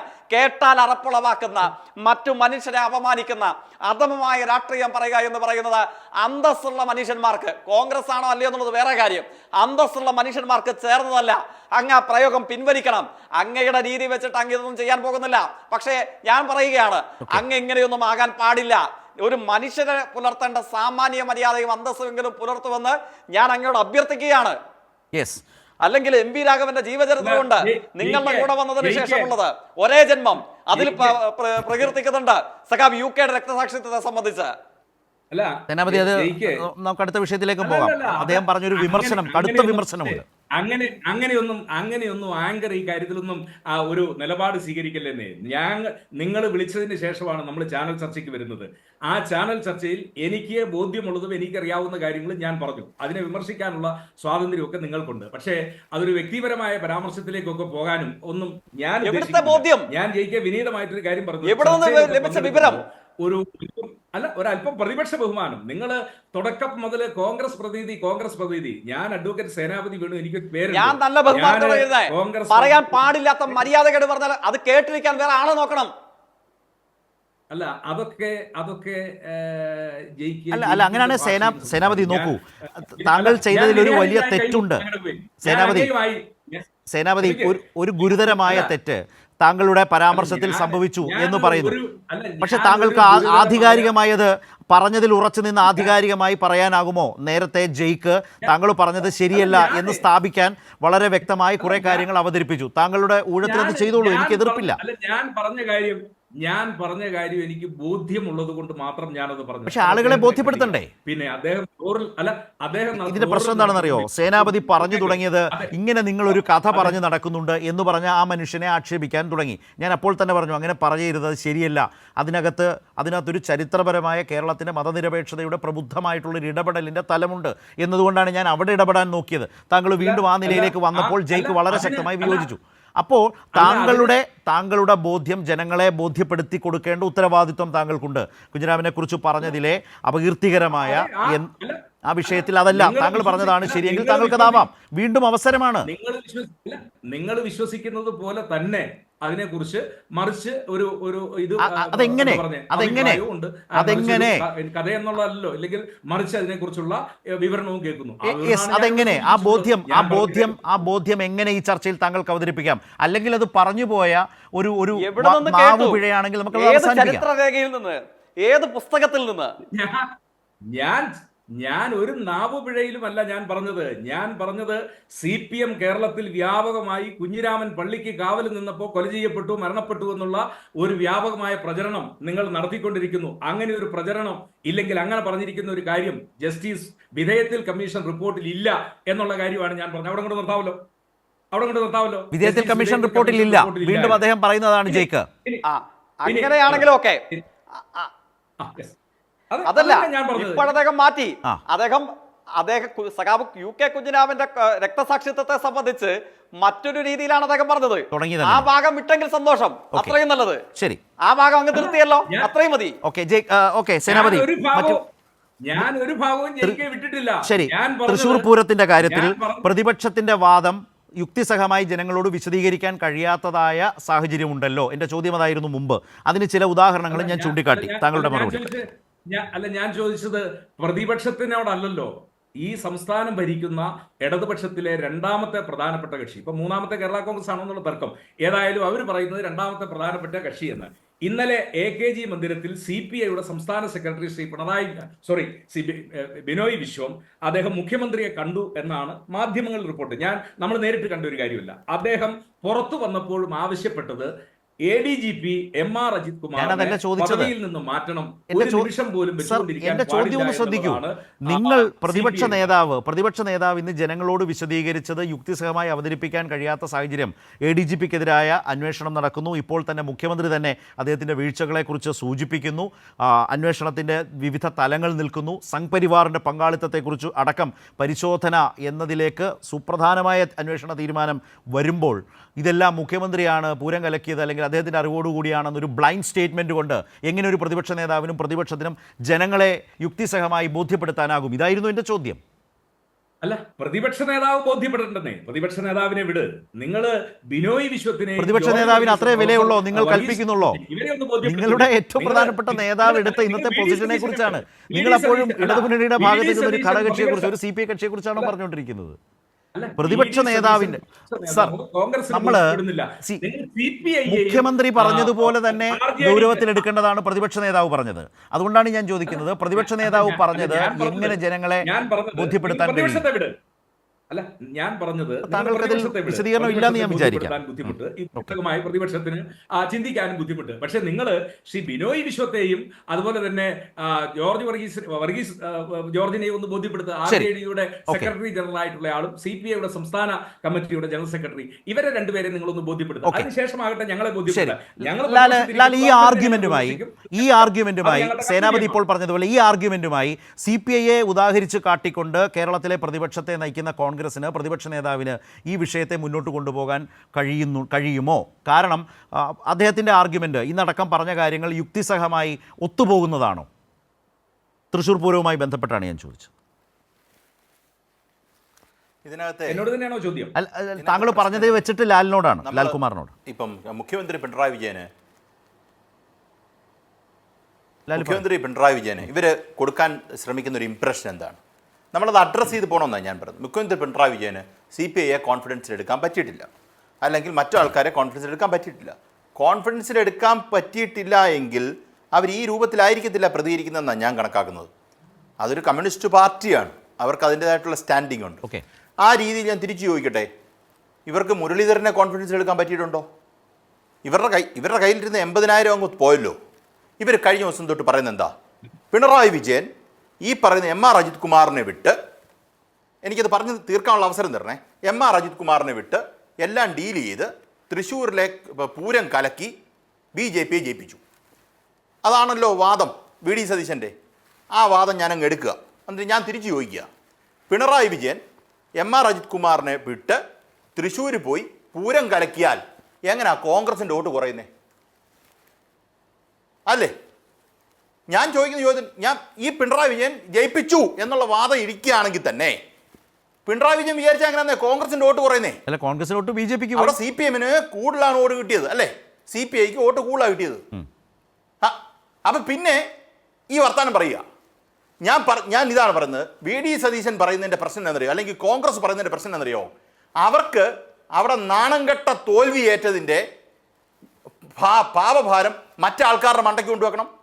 ആ മണ്ടയ്ക്ക് വെക്കാൻ പറ്റിയ ആൾക്കാരേതാ? അതുകൊണ്ട് ഈ പറയുന്ന MR അജിത് കുമാറിനെ കണ്ടു, ആ ലോകത്തുള്ളവരെ എല്ലാം കണ്ടു. അത് കണ്ടതുകൊണ്ട് പിണറായി വിജയൻ ഈ പറയുന്ന തൃശ്ശൂർ അവർക്ക് കൊടുത്തു. നാണോ മാനോ ഉണ്ടോ ഇത് പറയാൻ? ഈ പറയുന്നത് കെ മുരളീധരൻ വരെ പറയുന്നുണ്ട്. ഇത് കെ മുരളീധരൻ വരെ ഈ വാദങ്ങൾ പറഞ്ഞുകൊണ്ട് നടക്കുക. നാണം കെട്ട് തോറ്റു. ഇതേ രീതിയിലാണ് കേരളത്തിൽ നേമത്ത് തോറ്റത്. കോൺഗ്രസിൻ്റെ വോട്ടോടെ പോയി, വായു ഏറിക്കൂടെ പോയി. എന്നെ കേൾക്കുന്ന ആൾക്കാർ മനസ്സിലാക്കേണ്ടത്, കേരളത്തിൽ BJP വിജയിച്ചിട്ടുണ്ട് എങ്കിൽ അത് കോൺഗ്രസിന്റെ വോട്ട് BJP-യിൽ പോയി മാത്രമാണ്. അത് നേമത്താണെങ്കിലും ഇവിടെയാണെങ്കിലും. ഈ പറയുന്ന ഈ നാണക്കേടുണ്ടല്ലോ, നാണക്കേട് മറിച്ച് ഈ പറയുന്ന കോൺഗ്രസ്സുകാരെ പറഞ്ഞൊന്ന് മനസ്സിലാക്കാവോ ഈ കാര്യം? ഇത് കോൺഗ്രസ്സുകാരെന്ന് പറഞ്ഞാൽ കോൺഗ്രസ്സുകാരനൊന്ന് കേൾക്കണ്ടേ, ഇല്ലേ? വടകര നിന്ന മനുഷ്യനെ ഇപ്പുറത്ത് കൊണ്ടുവന്ന് ഈ പറയാവുന്ന വർത്തമാനം മൊത്തം പുള്ളി പറഞ്ഞു. ആര്? കെ മുരളീധരൻ പറയുന്ന ആരും കേൾക്കുന്നില്ല. കോൺഗ്രസ്സുകാർക്കെല്ലാം അപ്പം ചെവി കേൾക്കത്തില്ല. അതേ സ്ഥാനത്ത് ഇതിനിടയിൽ കൂടെ പിണറായി വിജയൻ സംരക്ഷിച്ച് ഈ പറയുന്ന ഇയാളെ വിട്ട് എല്ലാം തീരുമാനമാക്കി തൃശ്ശൂരുള്ള വോട്ട് മൊത്തം BJP-ക്ക് കൊടുത്തു.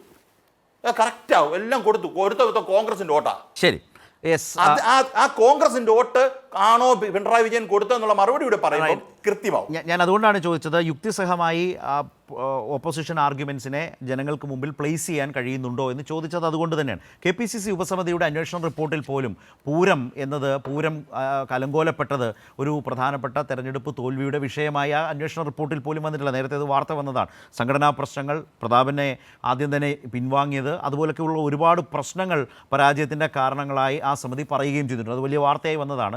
ഞാനത് സാന്ദർഭികമായി സൂചിപ്പിച്ചു എന്ന് മാത്രം. ശ്രീ സേനാപതി വേണു, നേരത്തെ ലാൽകുമാർ ചർച്ചയുടെ തൊട്ടു മുമ്പുള്ള ഘട്ടത്തിൽ പറഞ്ഞത് യഥാർത്ഥത്തിൽ പ്രതിപക്ഷ നേതാവും കോൺഗ്രസ് ലീഡർഷിപ്പും ഒക്കെ പറയുന്നത് കോൺഗ്രസ്സുകാർക്ക് പോലും ദഹിക്കാത്ത വിധത്തിൽ പലപ്പോഴും നിൽക്കുന്നു. ഞാനത് സൂചിപ്പിച്ചു എന്ന് മാത്രം. ഞാൻ പറഞ്ഞത് ഈ സർക്കാർ ഒരു തുടർ ഭരണമാണ്, തുടർ സർക്കാരാണ്. മുഖ്യമന്ത്രി രണ്ടാം വട്ടവും കേരളത്തിൻ്റെ മുഖ്യമന്ത്രിയാണ്. ഈ കാലം അത്രയും രമേശ് ചെന്നിത്തലയാവട്ടെ, VD സതീശനാവട്ടെ, പ്രതിപക്ഷങ്ങൾ പല ആരോപണങ്ങളും ഉന്നയിച്ചിട്ടുണ്ട്, അല്ലെങ്കിൽ പല വിവാദങ്ങളുടെയും പുറകെ സഞ്ചരിച്ചിട്ടുണ്ട്.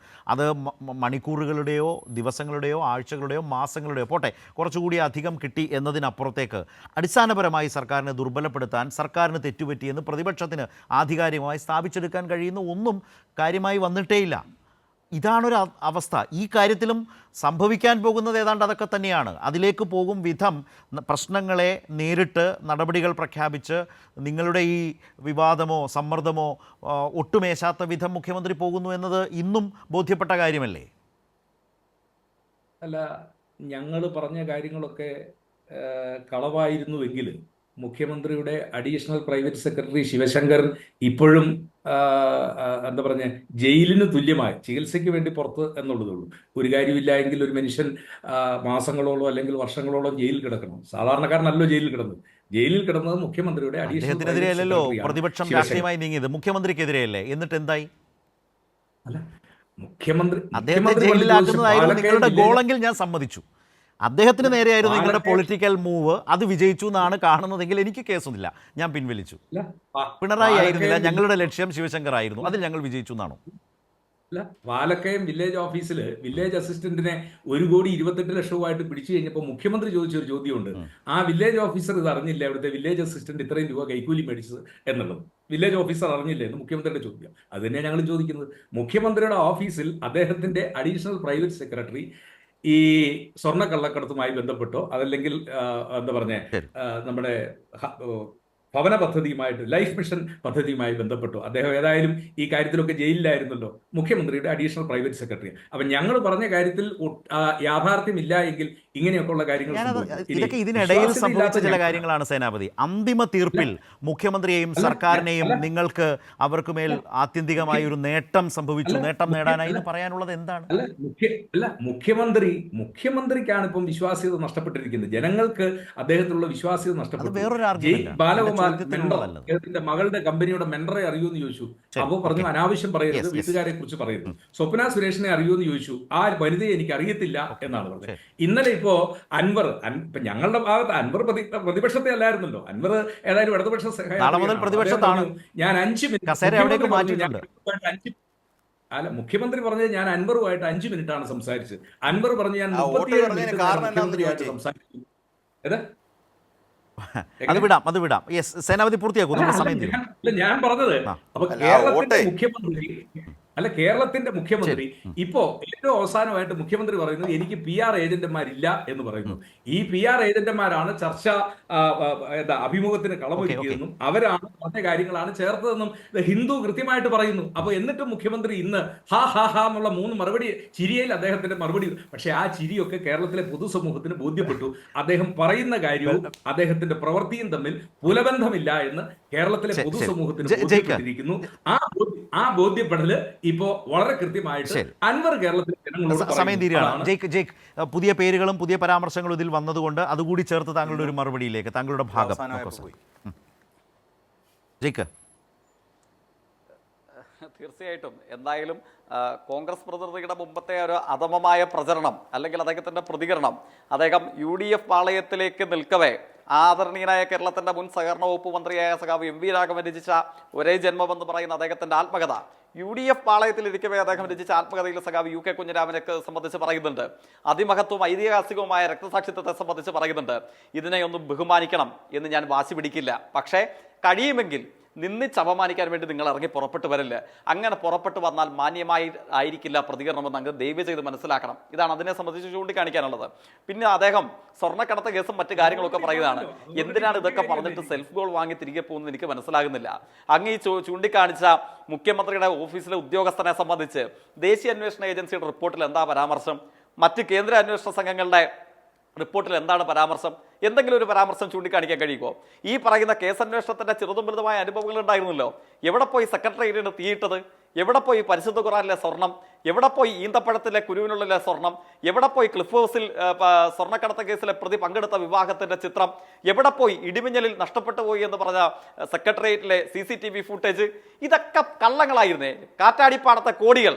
കേരളത്തിൽ മലയാള മനോരമ ഒരു ദിവസത്തെ വലിച്ചു നീട്ടി എഴുതിയ മുൻപേജ് വാർത്തയാ. അതും പൊക്കിപ്പിടിച്ചുകൊണ്ട് സമരം ചെയ്യാനുണ്ടായിരുന്നു അങ്ങയുടെ നേതാക്കന്മാരും അങ്ങുമൊക്കെ. എവിടെ പോയി? ഏതെങ്കിലും ഒന്ന്. K-ഫോണിലെ ചൈനീസ് കേബിള് എവിടെ പോയി? ബ്രൂവറി അഴിമതി എവിടെ പോയി? സ്പ്രിംഗ്ലർ അഴിമതി എവിടെ പോയി? ഇങ്ങനെ നിങ്ങൾ നൂറുകണക്കിന് വരുന്ന നുണകൾ പറയുകയും നിങ്ങൾ നടത്തിയ എല്ലാ നുണകളും കേരളത്തിലെ ജനങ്ങൾക്ക് മുമ്പിൽ കൈയോടുകൂടെ അനാവരണം ചെയ്യപ്പെടുകയും ചെയ്തു. എന്നിട്ട് ഇപ്പൊ പറയുകയാണ് ഈ സംസ്ഥാനം അറിഞ്ഞാൽ മുഖ്യമന്ത്രി അറിയില്ലെന്ന്. അയൽപ്പക്കത്തേക്കൊന്ന് മാറിയ കർണാടക എന്താ മൂടാ കേസ്? മൈസൂർ അർബൻ ഡെവലപ്മെന്റ് അതോറിറ്റിയുടെ കോടിക്കണക്കിന് വരുന്ന ഭൂമി മുഖ്യമന്ത്രിയും ഭാര്യയും കൂടെ അങ്ങ് അടിച്ചു മാറ്റി. എന്നിട്ട് ഇന്നലെ തിരിച്ചു കൊടുത്തു. കട്ട മുതൽ തിരിച്ചു കൊടുത്ത മോഷണമല്ലാതായി മാറുമോ? എന്ത് ചെയ്യും കർണാടകയിൽ പോയ കോൺഗ്രസ്സുകാര്? അപ്പൊ ഇതൊന്നും പറഞ്ഞ് സ്വയം എന്നാണ് ബഹുമാനായ കോൺഗ്രസ് പ്രതിനിധിയോട് വിനീതനായ എന്റെ അഭ്യർത്ഥന. അതാണ് ഇവിടെ കേരളത്തിലെ കോൺഗ്രസ് നേതൃത്വം മുഖ്യമന്ത്രിയെ ടാർഗറ്റ് ചെയ്ത് മുന്നോട്ട് പോയി. പക്ഷേ കർണാടകയിൽ ചെന്നാൽ അവരുടെ തന്നെ നേതാവും മുഖ്യമന്ത്രി സിദ്ധാരാമയ്യ ED കേസിൽ പ്രതിയാകുന്ന അവസ്ഥയിൽ നിൽക്കുകയാണ്. ഏതായാലും നമുക്ക് ഈ ചർച്ച അവസാനിപ്പിക്കേണ്ട സമയമായതുകൊണ്ട് വളരെയധികം നന്ദി ശ്രീ സേനാപതി വേണു, അതുപോലെ ശ്രീ ജെക്സി തോമസ്, അഡ്വക്കേറ്റ് ലാൽകുമാർ ഞങ്ങളുമായി സഹകരിച്ചതിന്. ന്യൂസ് ആൻഡ് വ്യൂസ് അവസാനിക്കുന്നു.